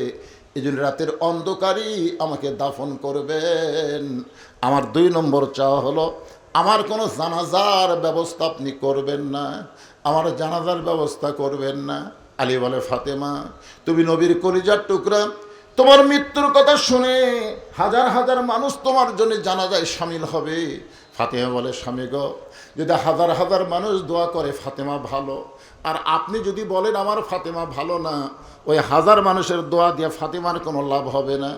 আর দুনিয়ার তামাম মানুষ যদি বলে ফাতেমা খারাপ, আর আপনি যদি বলেন আমার ফাতেমা ভালো, এক স্বামীর সার্টিফিকেটে ফাতেমার জন্য 8টা জান্নাতের দরজা খুলে গেল। পুরুষ মানুষের জানাজা দরকার, কিন্তু মেয়ে মানুষের জানাজার কোনো দরকার নাই।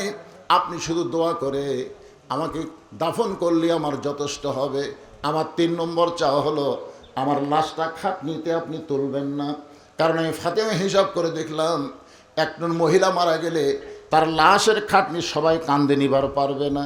একটা মেয়ে মানুষ মারা গেলে কোনো পুরুষ মানুষ কান্দে নেবার আগে চিন্তা করা লাগবে সেই মেয়েটার লাশ কান্দে নেওয়ার যোগ্য কিনা। আমি ফাতেমা চিন্তা করে দেখলাম আমার বাবা যদি দুনিয়াতে থাকতো, মরা মেয়ের লাশের খাটনি বাবা কান্দে নিবার পারতো।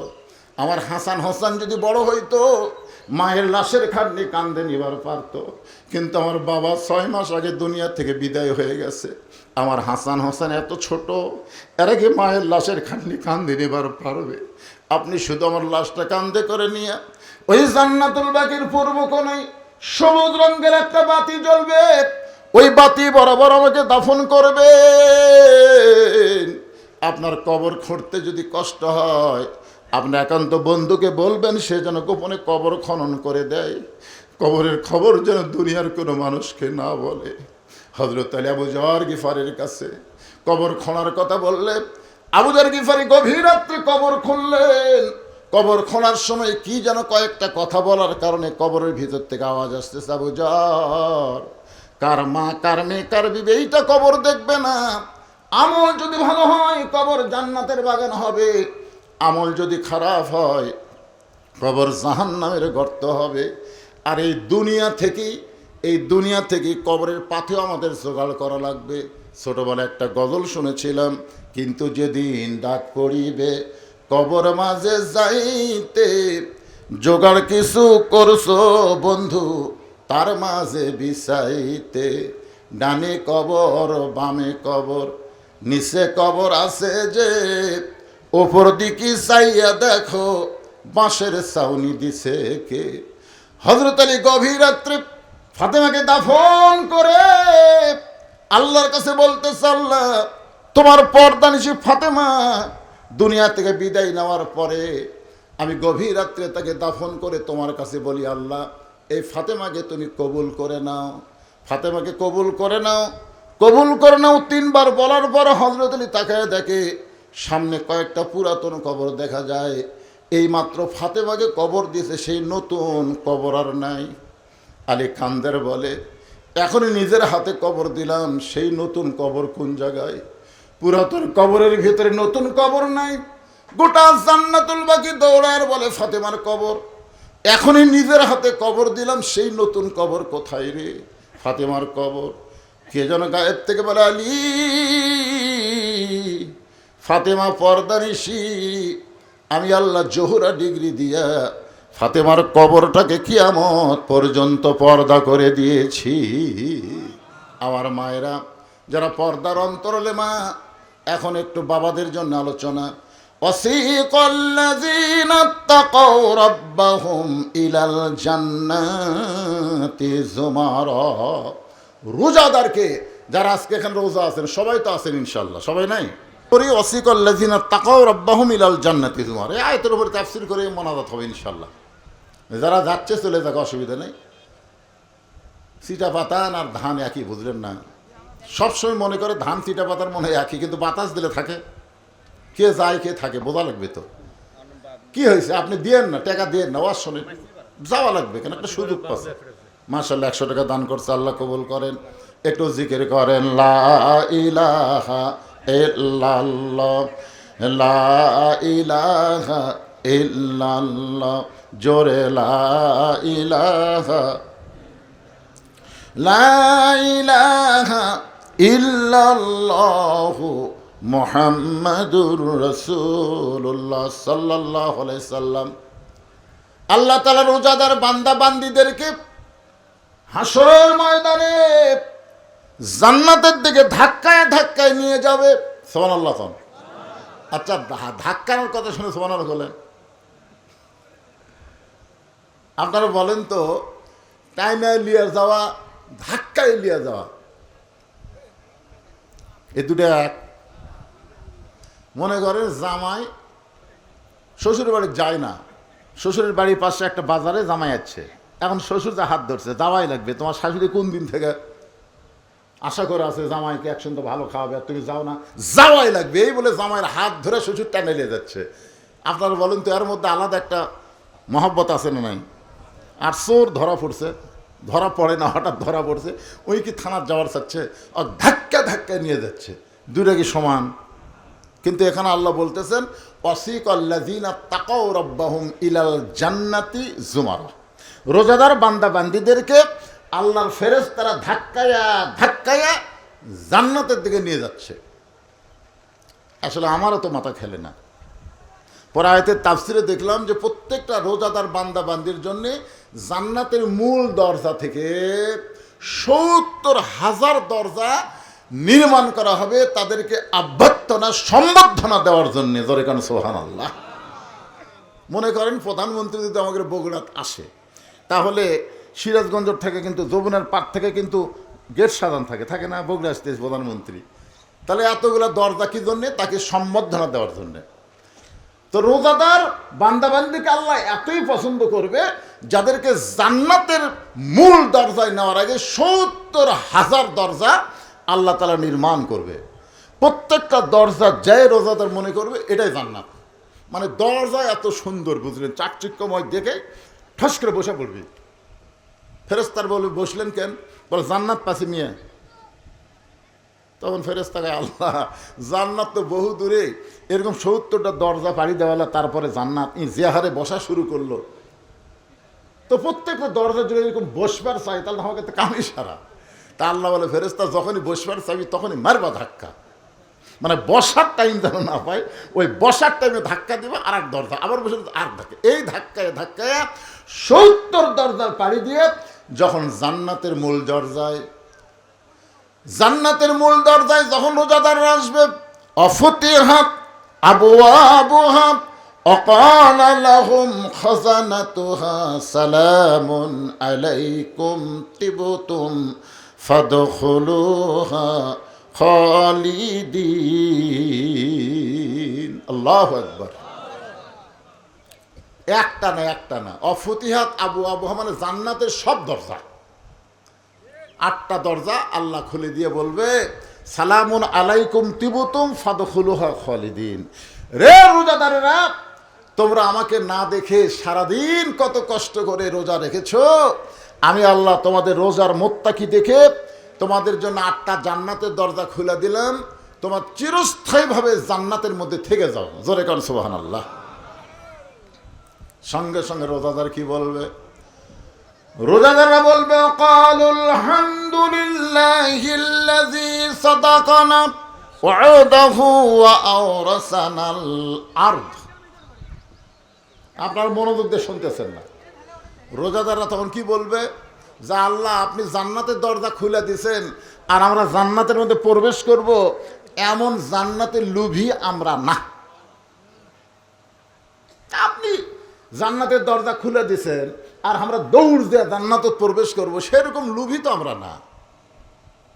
ওয়াকালুল হামদুলিল্লাহিল্লাযী সাদাকানা ওয়া'দাহু ওয়া আওরাসানাল আরদ। আপনি দুনিয়াতেই তো আমাদেরকে জান্নাত দেওয়ার ঘোষণা করছিলেন, সেই ঘোষণা অনুযায়ী আজকে জান্নাতের দরজা খুললেন। আপনি কি মনে করছেন আমরা জান্নাতের মধ্যে প্রবেশ করব? ফেরেশতারা কয়, কে রে, এরা মানুষ নাকি? জান্নাতের দরজা খোলা হলো, যেই জান্নাতের তাকালেই ভিতরে খালি লোভ আর লোভ এসে জড়ো হবে, আর দেখার পরে কয় আমরা জান্নাতে প্রবেশ করব না, আমরা এত লোভী না।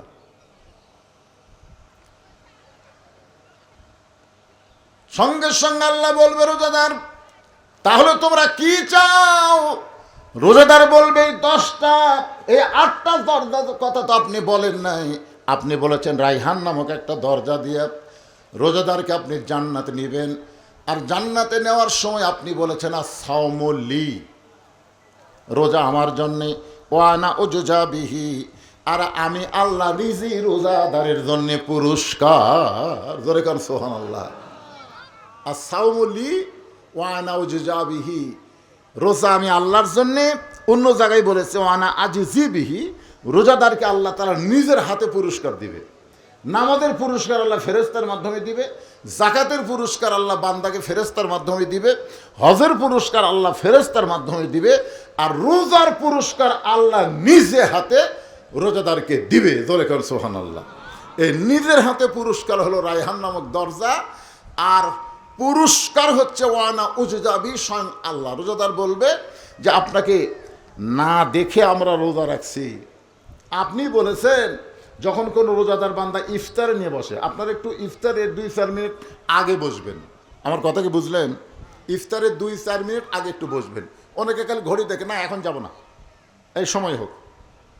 বউ মেয়েরা ইফতার রেডি করে রাখছে, ওই খালি ঘড়ি দেখতেছে আর মোবাইল দেখতেছে, ফেসবুক দেখতেছে, মা গান টান শুনতেছে, এখনো সময় হয়নি, 3 মিনিট পরে যাচ্ছি। না, এটা করবেন না, আপনার ইফতার সামনে নিয়ে বসবেন, ইফতার সামনে নিয়ে বসবেন, আর খালি বারবার ঘড়ি দেখবেন। বারবার ঘড়ি মসজিদে দেখা চলবি না, কিন্তু ইফতারের সময় বারবার ঘড়ি দেখলেই সব। সুবহানাল্লাহ। বারবার ঘড়ি দেখবেন, মানে সময় যেটা থাকে ক্যালেন্ডার দেখবেন। আপনি পানি নেবেন, খুরমা খেজুর হাতত নেবেন, আবার রাখবেন, আবার পানি নেবেন, আবার রাখবেন, একবার ইফতার নিয়ে এসে সাজাবেন, সব সুন্দর করে নিজের প্লেটে সাজাবেন, আর একজনের প্লেট সাজা দেবেন, এরা বারবার লাড়াছাড়া করবেন, ধন্দা মেরে যান, বসে থাকেন না। আমার কথা কি বুঝলেন? লাড়াছাড়া করবেন।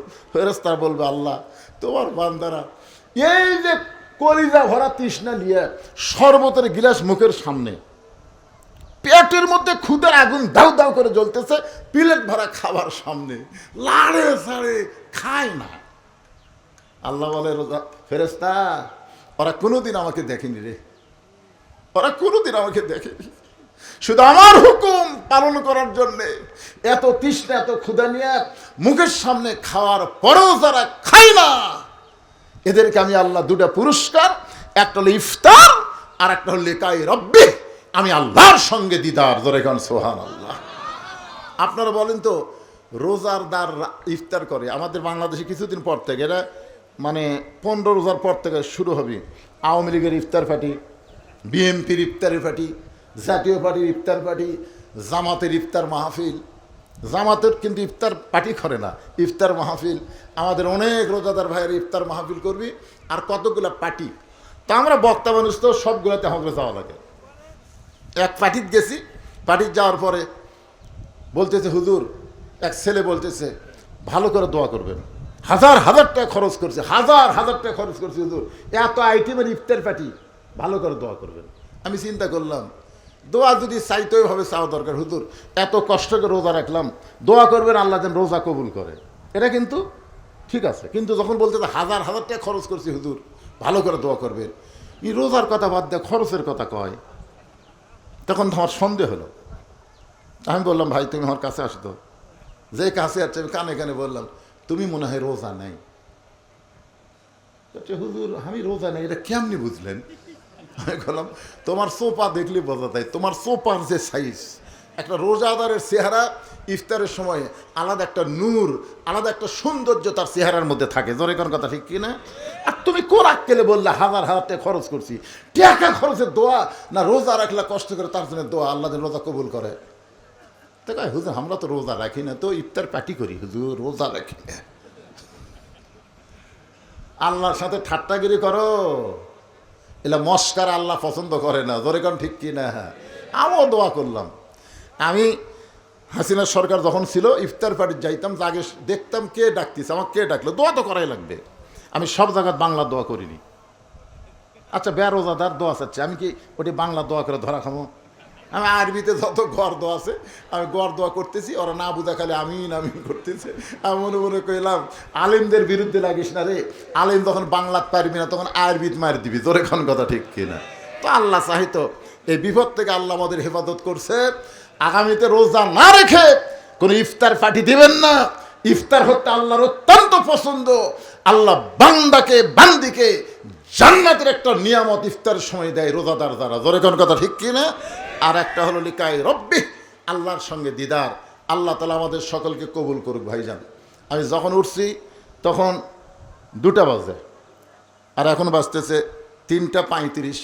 দীর্ঘ সময় কথা বললাম রোজা রাখা অবস্থায়, এত লম্বা কথা বলা আসলে উচিত না, ডায়াবেটিস রোগী আমি, তারপরে বললাম। আল্লাহ আমাদের সবাইকে কবুল করুক।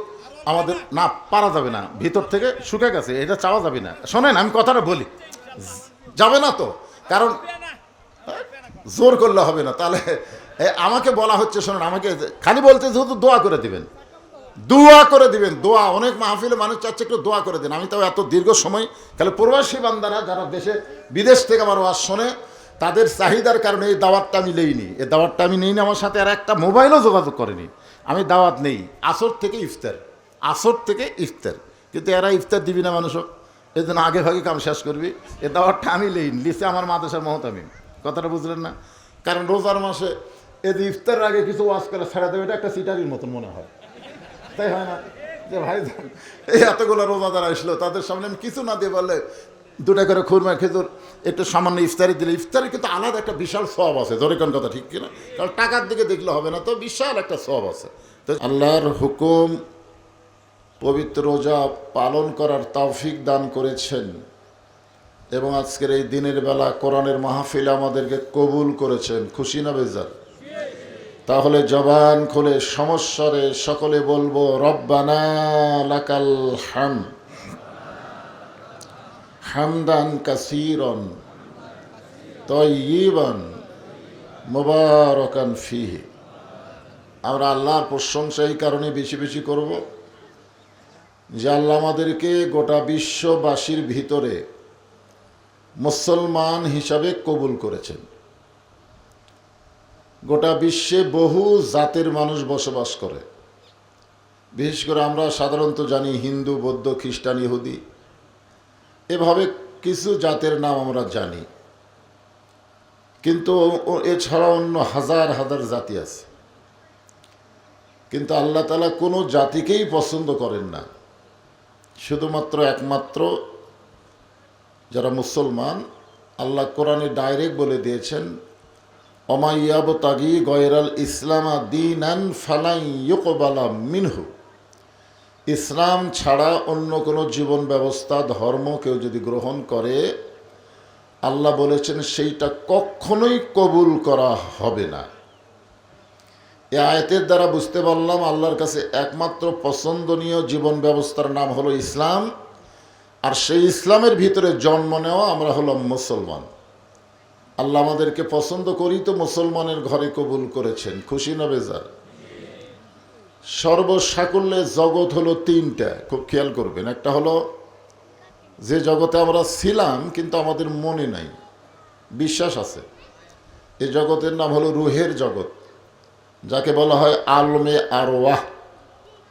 রুহের জগতে আমরা ছিলাম না?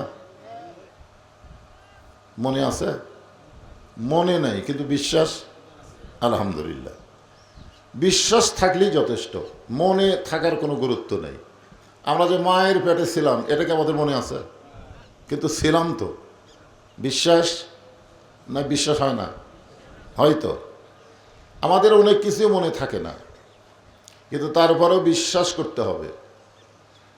এই রুহের জগতে অসংখ্য রুহু, তার ভিতরে আল্লাহ তাআলা আমাদের রুহুকে অত্যন্ত ভালোবাসলেন, পছন্দ করলেন, যার কারণেই দুনিয়াতে মুসলমানের ঘরে আমাদেরকে কবুল করেছেন। তিনটা জগতের মধ্যে দুইটা জগতে আল্লাহ আমাদের পক্ষে। রুহের জগতে আল্লাহ যদি আমাদের পক্ষে না থাকতো, মুসলমানের ঘরে আমাদের কবুল করতেন না। আর দুনিয়ার জগতে আল্লাহ আমাদের পক্ষে বলি ইসলামের মধ্যে আমাদেরকে কবুল করেছেন, ঠিক কিনা বলেন?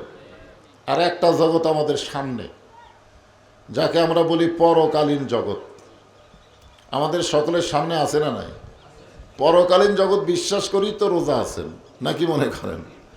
এই যে সারাদিন এত কিছু খাওয়ার সামনে থাকার পরেও না খাওয়ার পিছনে কারণ একটাই, যে আল্লাহ তাআলা পরকালীন জগতে আমাদেরকে রায়হান নামক দরজা দিয়া স্পেশাল জান্নাতে আল্লাহ যেন মেহমান বানায়। জোরে কোন আমিন।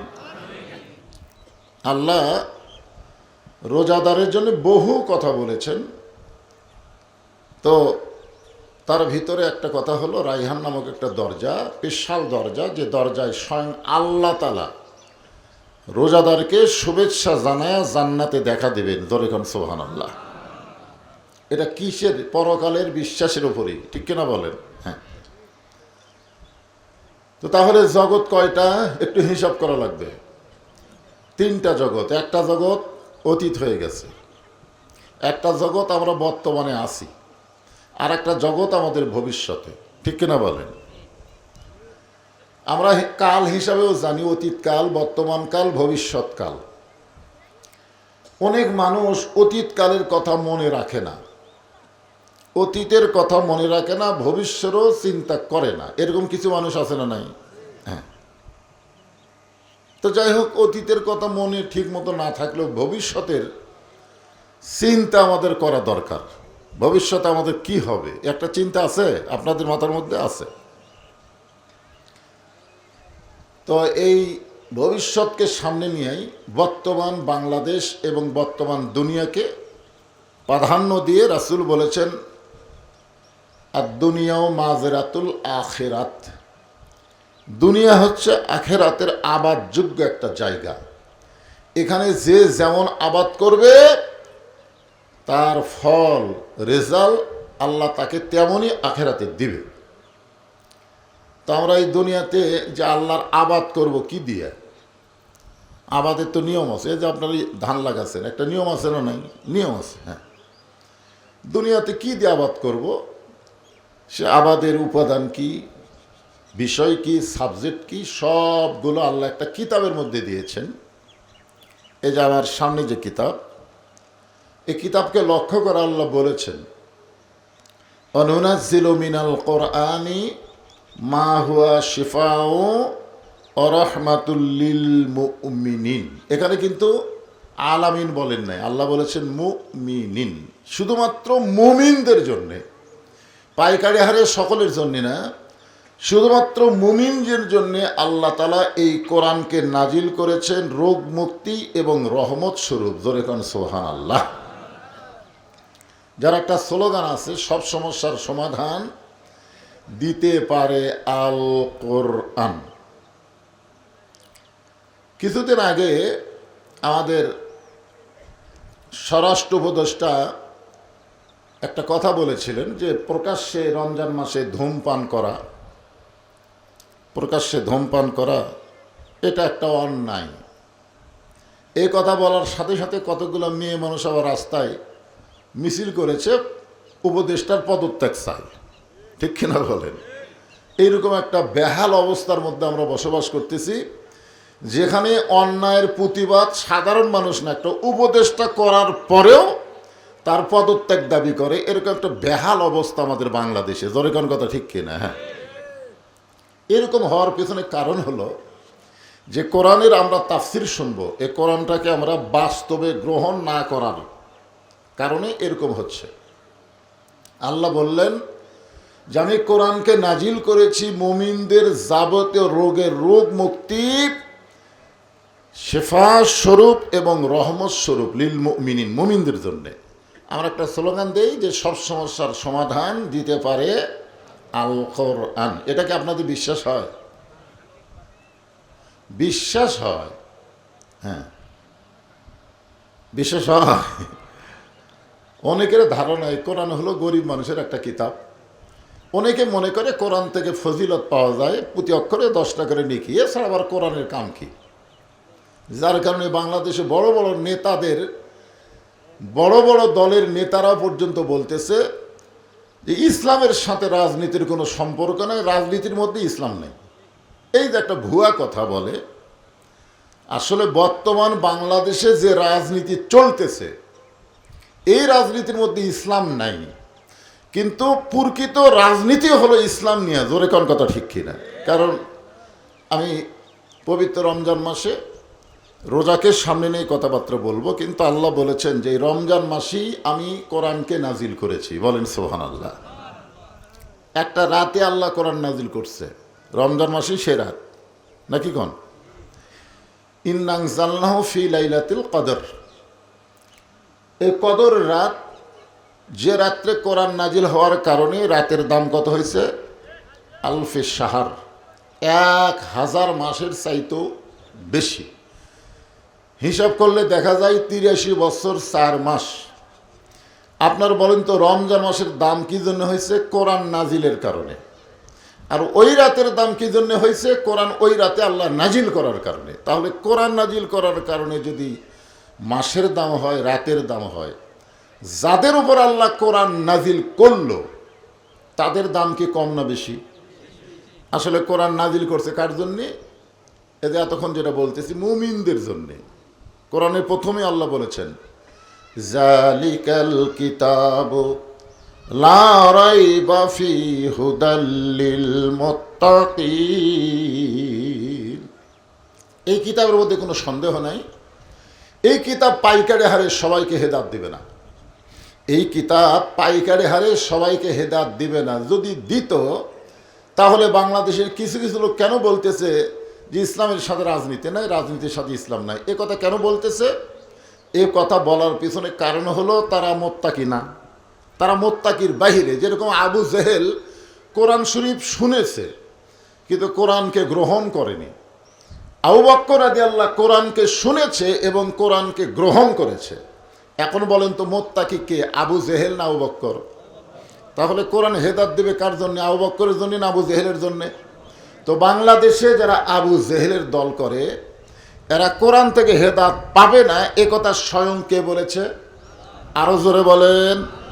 এটা কোনো বক্তার কথা? এটা আল্লাহর কথা। এখানে আল্লাহ ডাইরেক্ট বলেই দিলেন হুদাল্লিল মুত্তাকিন।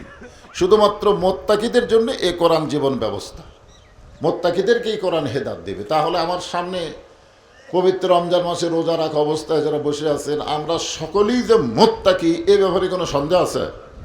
আপনাদের কারো সন্দেহ আছে? নাই। এখন আসেন, আল্লাহ তাআলা বললেন ইয়া আইয়ুহাল্লাযীনা আমানু, যারা আমাকে বিশ্বাস স্থাপন করেছো, কুতিবা আলাইকুমুস সিয়াম কামা কুতিবা আলাল্লাযীনা মিন ক্বাবলিকুম লাআল্লাকুম তাত্তাকুন। যারা আল্লাহকে আমরা বিশ্বাস স্থাপন করেছি, আল্লাহকে বিশ্বাস না করলে এই 16 ঘন্টা না খেয়ে থাকা যাবে? বিশ্বাস রোজাদারের অন্তরে যে 100 ভাগ, এই ব্যাপারে কোনো সন্দেহ নেই। জোরে কোন সুবহানাল্লাহ। আল্লাহ বলতেছেন রোজা তোমাদের জন্য ফরজ করা হয়েছে, তোমাদের পূর্ববর্তীদের জন্য রোজা ফরজ ছিল। আশা করা যায় এই রোজার মাধ্যমেই তোমরা মুত্তাকি হতে পারবে। সুবহানাল্লাহ বলেন। কোরআন থেকে হেদায়েত নিতে গেলে কি হওয়া লাগবে? আমার কথায় বোঝা লাগবে। তাহলে কি মনে করছেন যে রাতের ওয়াজ? এটা কি মনে করছেন যে রোজা ছাড়া ওয়াজ? এটা রোজা থেকে ওয়াজ। বক্তা কি সেই রকম টান দিয়া সুর দিয়ে ওয়াজ করতে পারবে? ওয়াজ করতে করতে যদি কলিজা শুকা যায়, আমি যদি বলি 1 গ্লাস পানি দেন, আপনারা দিবেন? দিবেন? হুজুর মরে যায়, সূর্য অস্ত যাওয়ার আগে কোনো পানি দেওয়া যাবে না, ঠিক কিনা বলেন? তো এই জন্য একটু লেকচার অনুযায়ী আজকে ওয়াজ শোনা লাগবে। ওই টানটুন সুরসার দেখলে হবে না, বুঝলেন না? হ্যাঁ, এই জন্য একটু মনোযোগ দিয়ে শুনবেন। কি বলতেছেন? রোজা রাখলে কি হওয়া যাবে? লাআল্লাকুম তাত্তাকুন, আশা করা যায় তারা মুত্তাকি হবে। এ কথা বলছেন কে? আর কোরআন থেকে হেদায়েত নিতে গেলে হুদাল্লিল মুত্তাকিন, পাইকারি হারে সবাইকে কোরআন হেদায়েত দিবে না, দিবে কাদেরকে? যারা মুত্তাকি হবে। এখন বলেন তো, মুত্তাকি হওয়ার যত ইবাদত, 1 নম্বর ইবাদতের নাম কি? নামাজ। কোরআন হাদিসের কোনো জায়গায় নাই যে নামাজ পড়লে মানুষ মুত্তাকি হবে। কোরআন হাদিসের কোনো জায়গায় খুঁজে পাবেন না যে হজ করলে মানুষ মুত্তাকি হবে। কোরআন হাদিসের কোনো জায়গায় পাবেন না যাকাত দিলে মানুষ মুত্তাকি হবে। শুধু একটা ইবাদতের দ্বারা মানুষ মুত্তাকি হয়, সেই ইবাদতের নাম হলো রোজা রাখা। এতক্ষণ কি বুঝলেন? এখানে যে আল্লাহ বললেন কুতিবা আলাইকুমুস সিয়াম কামা কুতিবা আলাল্লাযীনা মিন ক্বাবলিকুম লাআল্লাকুম তাত্তাকুন, একমাত্র রোজার মাধ্যমে মানুষ মুত্তাকি হবে। আর মুত্তাকিদের জন্য আল্লাহর কোরআন হেদায়েত দিবে। আমাদের বাংলাদেশে রোজা রাখার পরেও মানুষ মুত্তাকি হবার পারতেছে না। এর পিছনে কারণ কি? গতকাল দেখলাম ফেসবুকে এক রোজাদার তরমুজ বিক্রি করতেছে। কি বিক্রি করতেছে? কেজি ভাও। এক সাইডে একই একটা মিটার পল্লা আছে, এই সাইডে দিলে হয় 6 কেজি, এই সাইডে দিলে হয় 4 কেজি। ও এই সাইডে বিক্রি করে, এই সাইডে করে না। হ্যাঁ, আপনি দেখছেন? আচ্ছা, ঠিক আছে। তো কারণ কি? ওই লোকটা কিন্তু রোজাদার। রোজা রাখার পরেও সে মানুষকে ধোঁকা দিয়া ব্যবসা করতেছে। তাহলে রোজা রাখার পরেও তো মুত্তাকি হচ্ছে না, তাহলে আল্লাহ কি এমনি এমনি কইছে? আমাদের বাংলাদেশের জন্য রোজাও মানুষকে মুত্তাকি বানাবার পারতেছে না, কারণ কি? তো তাহলে আল্লাহর কোরআন আয়াত কি মিথ্যা? আল্লাহ কোরআনে বলেছেন ইন্নাস সালাতা তানহা আনিল ফাহশাই ওয়াল মুনকার, একমাত্র নামাজই পারে মানুষকে যাবতীয় বেহুদা খারাপি থেকে বাঁচায় দিতে। এটা কি মিথ্যা কথা? কিন্তু আমাদের বাংলাদেশের নামাজও পড়ে, আবার সুদও খায়। নামাজও পড়ে, জমির আল ঠেলে। এরকম লোক আছে না নাই? আসরের নামাজ পড়ে জমির ধান দেখতে পারাইছে, এদের ইরির ধান দেখতে পারাইছে, দেখে ওপর জমির পানি চলমল করতেছে, নিচে আর জমির পানি নেই। চারিদিকে তাকায় দেখে কেউ নেই। আস্তে করে বসে বিসমিল্লাহ বলে আল কাটা দিছে। আল কাটাতে ওই পানিতে হাত ধসে, ধুয়ে আবার উঠে চারিদিকে তাকায় বলে আলহামদুলিল্লাহ, কেউ দেখেনি। লোকটা কিন্তু আসরের নামাজ পড়ছে। তারপরে এসে কোন দিকে দেখতেছে? উপর দিকে না চারিদিকে? এই মানে যতদিন মানুষ চারিদিকে দেখবে, উপর দিকে খেয়াল না করবে, ততদিন মানুষ মুত্তাকি হবার পারবে না। আপনারা বলেন তো, আসল দেখনেওয়ালা কে? কে? ওইদিকে না তাকায় এইদিকে তাকায়, তার মানে এখন বলেন, রোজা রাখলেও মুত্তাকি হওয়ার পারতেছে না, নামাজের মাধ্যমেও মানুষ খারাপ কাম ছাড়বার পারতেছে না। এর পিছনে কারণ কি? এর পিছনে কারণ সেটাই আপনাদের সামনে আজকে উপস্থাপন করা হবে ইনশাআল্লাহ। যেই কোরআন আল্লাহ নাজিল করলেন রমজান মাসে, মাসের দাম বেড়ে গেল, যেই রাতে কোরআন নাজিল করার কারণে রাতের দাম বেড়ে গেল, আর যাদের উপর আল্লাহ কোরআন নাজিল করলো তাদের দাম বাড়ে না কেন?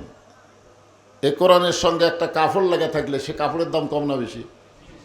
এই কোরআন যে রেহালের উপরে থাকে, একই গাছের কাঠ দিয়ে খাট বানাচ্ছে, সোফা বানাচ্ছে, একটা রেহাল বানাচ্ছে, দাম বেশি কার? রেহালের। কারণ কি? একটা কাঠের রেহালের সঙ্গে কোরআনের সম্পর্ক থাকার কারণ রেহালের দাম বাড়ে। একটা কাপড় দিয়ে কোরআনের কাপড় বানালে সে কাপড়ের দাম বাড়ে। আর যাদের হেদায়েতের জন্য আল্লাহ কোরআন নাজিল করলো তাদের দাম না বাড়ার পিছনে কারণ কি? হ্যাঁ, এইটাই হলো আজকের আলোচনা। রমজান মাসে আমার মা বোনেরা বসে আছে, অনেকগুলো মা বোন। আসার সময় দেখলাম রাস্তার কোনো পুরুষই নেই, খালি মেয়ে মানুষ আসতেছে। আমাকে বলা হয়েছে, হুজুর একটু পর্দার উপরে মা ফাতেমার জীবনী থেকে ওয়াজ করবেন, মেয়েরা একটু শুনবার চাই। মায়েরা ধৈর্য নিয়ে বসেন। হ্যাঁ, আপনারা অবশ্যই পর্দার উপরে ওয়াজ শুনবেন।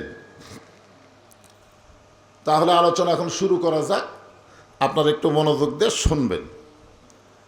তাহলে রোজার মাধ্যমে মানুষ মোত্তাকি হওয়ার পিছনে কারণ কি?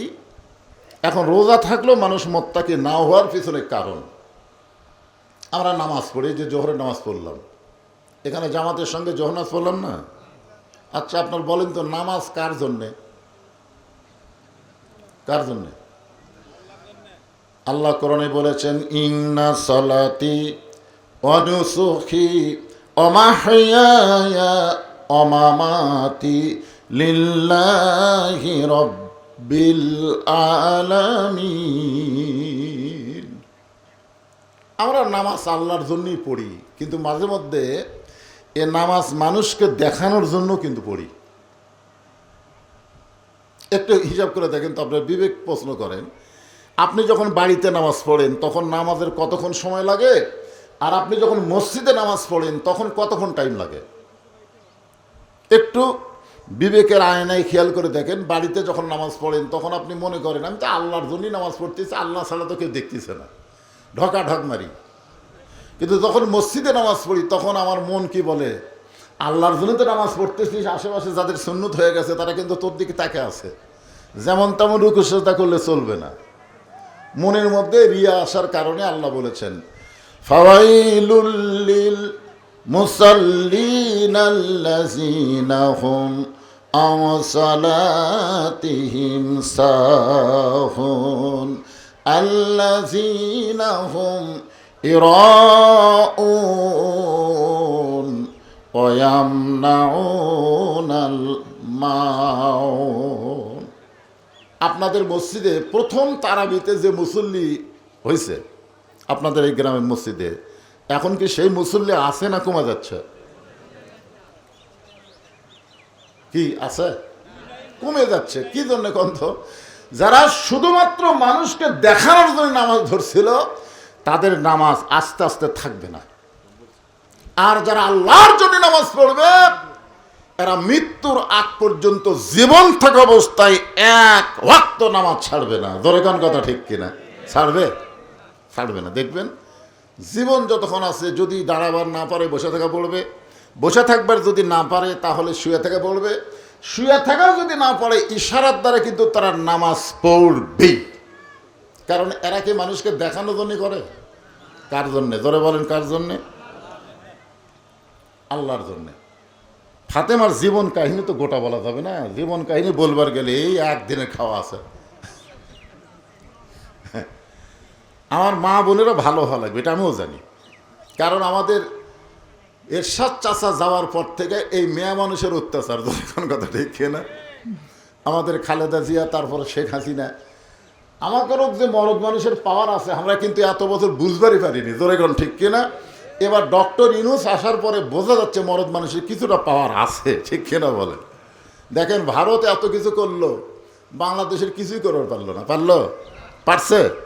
এই কিছুদিন আগে দেখবেন আর্মির প্রধান অনেক গরম বক্তব্য দিল, কিছু করবার পারছে? পারে নাই।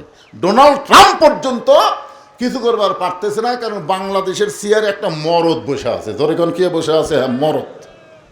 বিপদত পড়লে তার দোয়া, তার নামে দোয়া পড়া লাগে। ধরে কোন কথা ঠিক কিনা? এর নামই হচ্ছে দোয়া ইউনূস। হ্যাঁ, আমি ফাতেমার জীবন কাহিনী বলবো কি কারণে? তারা যদি ঘরের মানুষ ঘরে থাকে, পর্দার ভিতরে থাকে, তাহলে ওই বাড়িতে আল্লাহ কতটুকু রহমত বরকত দেয়, আর যে রহমত বরকতে পুরুষ মানুষের জীবন চলা কত সহজ হয়, এর উপর ইনশাল্লাহ কথা বলবো। তাই যেটা ধরছি এর আগে শোনা লাগবে। হ্যাঁ, তাহলে কি বলতেছি, নামাজ আল্লাহর জন্যও পড়ি, মানুষকে দেখানোর জন্য কিন্তু আমরা মাঝে মাঝে নামাজ পড়ি না ভাইজান? আপনি নিজের বিবেককে বলেন। হ্যাঁ, অনেক মানুষ নামাজ পড়ে না, অনেক মানুষ নামাজ পড়ে না। এখন জানাজার নামাজের ঘোষণা করছে, জোহরের নামাজের পরে জানাজা হবে। তা আমার এলাকার কিছু ছেলে পেলে বাইরে ঘোরাফেরা করতেছে। আমি বললাম, কে রে, বাইরে ঘুরতেছিস কেন? তো করছে জোহরের পরে তো জানাজা হবে, তো জোহরের নামাজ। তো কয় না, আমরা তো জোহর পড়ার নিয়তে বাড়াইনি হুজুর, আমরা জানাজা পড়ার নিয়তে বাড়াচ্ছি। তা আমি বললাম, পাগল, জোহরের পরে জানাজা যখনই ঘোষণা করেছে তখন আগে জোহর পড়া লাগবে। জোহর হলো ফরজে আইন, আর জানাজা হলো ফরজে কিফায়া। ফরজে কিফায়া যদি গ্রামের 10 জন মানুষ আদায় করে লোকটাকে দাফন করে, সবার উপরে আল্লাহ আদায় করে নিবে। কিন্তু ফরজে আইন তো 10 জন 20 জন পড়লে হবে না। মুসলমান যারা দাবি করে তাদের সকলকেই জামাতের সঙ্গে নামাজ আদায় করা লাগবে। জোরে কোন কথা ঠিক কি না? কারণ আমি তো হাদিস বললাম, রোজা না রাখলে মানুষ বেঈমান হবে, হজ না করলে মানুষ বেঈমান হবে, জাকাত না দিলে মানুষ কাফের হবে, কোথাও নেই। আপনি যদি জাকাত না দেন আপনাকে কাফের বলা যাবে না, হজ না করলে আপনাকে কাফের বলা যাবে না, রোজা না রাখলে আপনাকে কাফের বলার কোনো সুযোগ নেই। কিন্তু আপনি যদি নামাজ আদায় না করেন আপনাকে ডাইরেক্ট কাফের বলার সুযোগ আছে। প্রথম একটা হাদিস শোনেন, লা সালাতা লা ঈমানা, যার নামাজ নাই তার ঈমানই নাই। লা সালাতা লা দীনা, যার নামাজ নাই তার ধর্মই নাই। বাইনাল আবদি ওয়াল কুফরি তরকুস সালাত, বান্দার কাফের মধ্যে পৃথক করার জিনিস তার নামই হলো নামাজ। যারা নামাজ পড়ে তারা হলো বান্দা, আর যারা নামাজ পড়ে না তারা হলো কাফের। এখন বলেন, ইচ্ছা করে জোহরের নামাজ বাদ দিয়ে যারা জানাজায় শামিল হলো, এরা কি মুসলমান না কাফের? আর মুসলমানের কোনো জানাজায় কাফের যদি শামিল হয় তাহলে মুর্দার জন্য আযাব হবে না সওয়াব হবে? হ্যাঁ, এই জন্য আমি বললাম, বাবা খালি জানাজা পড়লে হবে না, জোহর পড়া লাগবে। তখন পিছন থেকে 2 জন বলতেছে, হুজুর যখন বলতেছে যাই, হুজুর যখন বলতেছে, আমি হুজুর বলার আগে কে বলছে? কথা বলেন, কে বলছে? কিন্তু ওরা বলতেছে হুজুর যখন বলতেছে যদি না পড়ি তাহলে ওয়াজের মধ্যে আবার কবে যাই। আপনার বলেন তো, এরা কি আল্লাহর জন্য নামাজ পড়ছে? তাহলে নামাজ মানুষ আল্লাহর জন্য পড়ে, আবার নামাজ মানুষকে দেখানোর জন্য পড়ে। হজ মানুষ আল্লাহর জন্য করে, আবার মানুষকে দেখানোর জন্য হজ করে। আছে না নাই? হজ কার জন্যে? আল্লাহর জন্যে। আল্লাহ সামর্থ্যবানের উপরে হজ ফরজ করেছে, সামর্থ্যবানেরা আল্লাহর জন্য হজ করবে। কিন্তু মানুষকে দেখানোর জন্য যে হজ করে, যারা হাজী সাহেব খালি নামের আগে একটাবার আলহাজ লেখা বাদ দেন। আমার এলাকায় একজন হাজী সাহেবের নামের আগে আলহাজ না লিখে আমার মাদ্রাসার একটা চিঠি দিছে, ওই চিঠি পায় হাজী সাহেব ছিনিছে। তো বলতেছে, আপনি চিঠি না পড়ে ছিনলেন কেন? বলে, আমার নামের আগে আলহাজ কোথায়? আমি এত লক্ষ টাকা খরচ করে হজ করছি, আর মিয়া খালি মোহাম্মদ দিয়ে আমার নাম লিখছে, আলহাজ কোথায়? এখন বলেন তো, ওই লোকটা কার জন্য হজ করছে? আল্লাহর জন্য করছে না মানুষকে দেখানোর জন্য করছে? দেখবেন অনেক লোক হজ করার পরে মানুষ যদি তাকে কিছু জিজ্ঞাসা না করে, সে নিজে হজ করেছে এটা বলার জন্য চাষটলে যায়, চাষটলে গল্প শুরু করবে। এইবারে ভাই পাথর মারবার যায়, যা ভিড়! হায়, আপনারা বলেন তো, ওর থেকে কেউ শুনবার চাচ্ছে? হায় হায়, ছাপা মারবা, সে কি অবস্থা! তার মানে ও যে হজ করছে এটা মানুষকে জানানোর জন্যই কিন্তু গল্প তুলিছে। জোরে কোন কথা ঠিক করে? এখান থেকে আমরা বুঝতে পারলাম, হজ মানুষ আল্লাহকে খুশি করার জন্যও করে, আবার মানুষকে জানানোর জন্য দেখানোর জন্যও মানুষ হজ করে। এখন বলেন, নামাজ আল্লাহর জন্য পড়ে, মানুষকে দেখানোর জন্য পড়ে, নামাজ কবুল হবে? কথা কয় না। হজ আল্লাহর জন্যও করে, মানুষকে দেখানোর জন্য করে, হজ কবুল হবে? জাকাত মানুষ আল্লাহর জন্য দেয়, আবার মানুষকে দেখানোর জন্য জাকাত দেয়। দেখবেন অনেক ধনী মানুষের বাড়িতে গরিবেরা যখন যায় রোজার মাসে, আপনাদের এলাকায় রোজার মাসে জাকাত দেয় না? আমাদের এলাকায় তো রমজান মাসে জাকাত দেয়, কারণ রমজান মাসে বেশি সওয়াব। এখন গরিব মানুষের অভাবের কারণে প্রথম দিকে গেছে, কয় না এখন তো আমি জাকাত দেই না, জাকাত দেবো 23শে রমজান। যত গরিব আসতেছে প্রত্যেকটা গরিবকে একই কথা বলতেছে, জাকাত দেব 23শে রমজান। আপনার বলেন তো ওই একটা দিন নির্দিষ্ট করার কারণ কি? একটা দিন নির্দিষ্ট করার কারণ হলো সব গরিব মানুষ তার বাড়ির দরজা ভিড় করবে, তখন ছেলে টেলে এদেরকে বলবে একটু ক্যামেরা বন্দি কর, একটু ভিডিও কর, আমি যে জাকাত দিচ্ছি এটা আবার ফেসবুকে ছেড়ে দে। তাহলে কি বুঝলেন?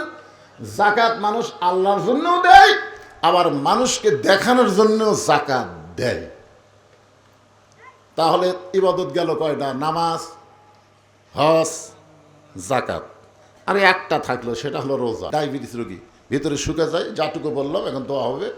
আস্তাগফিরুল্লাহ, সকলে পড়ে আস্তাগফিরুল্লাহ, আস্তাগফিরুল্লাহ রব্বি মিন কুল্লি জামবি ওয়া আতুবু ইলাইহি, লা হাওলা ওয়ালা কুওয়াতা ইল্লা বিল্লাহিল আলিয়্যিল আযীম। আল্লাহুম্মা আমিন। আল্লাহুম্মা আনতাস সালাম ওয়া মিনকাস সালাম, তাবারাকতা ইয়া যাল জালালি ওয়াল ইকরাম। আল্লাহ তোমার বান্দা আব্দুস সালাম, আল্লাহ তার বাড়ির আঙ্গিনায়, আল্লাহ সে প্রবাসী থাকে, বিশিষ্ট ব্যবসায়ী, তার আহ্বান অনেকগুলো প্রবাসী মিলে আজকে দিনের বেলা রমজান মাসে এই সুন্দর আয়োজন করেছে। আল্লাহ মেহেরবানি করে আজকের মাহফিল আমাদের সকলের হিদায়াতের জন্যে, নাজাতের জন্যে, জান্নাতের জন্যে আল্লাহ কবুল করো। এই মাহফিলের শুরু থেকে শেষ পর্যন্ত যত আলোচনা হইল, এর মধ্যে যদি ত্রুটি হয়, ভুল হয়, মাফ করে দিও। এর যা হাদিয়া মঞ্জুর করো। সোনার মদিনায় নবী পাকের রওজা মুবারকে আল্লাহ কবুল করো। তামাম আম্বিয়ায়ে কেরাম, আসহাবে কেরাম, তাবিনী কেরাম, তাবিনী কেরাম, তামাম পৃথিবীর মাটির নিচে যত মুমিন মুমিনাত শুয়ে আছে, আল্লাহ সকলের ওয়াফরে হাদিয়া কবুল করো। আল্লাহ আমরা যারা হাত তুলেছি, আমাদের মা বাবা দুনিয়া থেকে কবরে চলে গেছে, রমজান মাসে কবরবাসীদেরকে আল্লাহ রহমত করে। আল্লাহ আমাদের আপনজন মা বাবা যাদের কবরে গেছে, আল্লাহ কবরকে জান্নাতের টুকরা বানিয়ে দাও। আল্লাহ আমার মা বোনেরা পর্দার অন্তরালে বসে বসে ওয়াজ শুনেছে, আবিদা সালিহা পর্দার হিসেবে কবুল করে। মা ফাতেমার চরিত্র দান করে দাও। আল্লাহ আমার সঙ্গে হাত তুলে আমিন আমিন যারা করে, কে কোন নিয়তে হাত তুলেছে, আল্লাহ সকলের রোজাকে কবুল করো। আল্লাহ রায়হান নামক দরজা দিয়া জান্নাতি কবুল করে তোমার দিদার আমাদের সকলেরকে নসিব করো। আল্লাহ অনেকে আরও কথা শুনতে চাচ্ছিল, কিন্তু আল্লাহ শারীরিক অবস্থার কারণে যতটুকু বলেছি বক্তা এবং শ্রোতা সকলকে আমল করার তৌফিক দাও। আল্লাহ যারা কষ্ট করে মেহনত করে এত সুন্দর আয়োজন করেছে, তাদের সকলকে জান্নাতি মানুষ হিসেবে কবুল করো। আসমানের বেলা আসমানে নাও, জমিনের বেলা জমিনে ডাবায় দাও। কোরআন নাজিলের মাস রমজান মাসে আমাদের কোরআন মোতাবেক চলার তৌফিক দাও। আল্লাহ কোরআনের বিজয় দাও। আয় আল্লাহ তাআলা গোটা বাংলাদেশের প্রতি রহমত বরকতের দরজা খুলে দাও। সবাইকে মিলেমিশে মহব্বতে বসবাস করার তৌফিক দাও।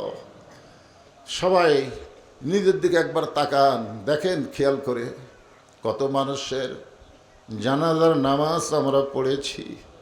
এই দুই হাত দেখ কত কবরে আমরা মাটি দিয়েছি। যেদিন আমাদের মৃত্যু হবে দিনটা যেন জুমার দিন হয়, যে মাসে মৃত্যু হবে মাসটা যেন রমজান মাস হয়। ইমানের সাথে রোজা থাকা অবস্থায় দুনিয়া থেকে বিদায় নেওয়ার সময় আমাদের সকলের জবানে তুমি জারি করে দিও লা ইলাহা ইল্লাল্লাহু মুহাম্মাদুর রাসূলুল্লাহ সাল্লাল্লাহু আলাইহি সাল্লাম।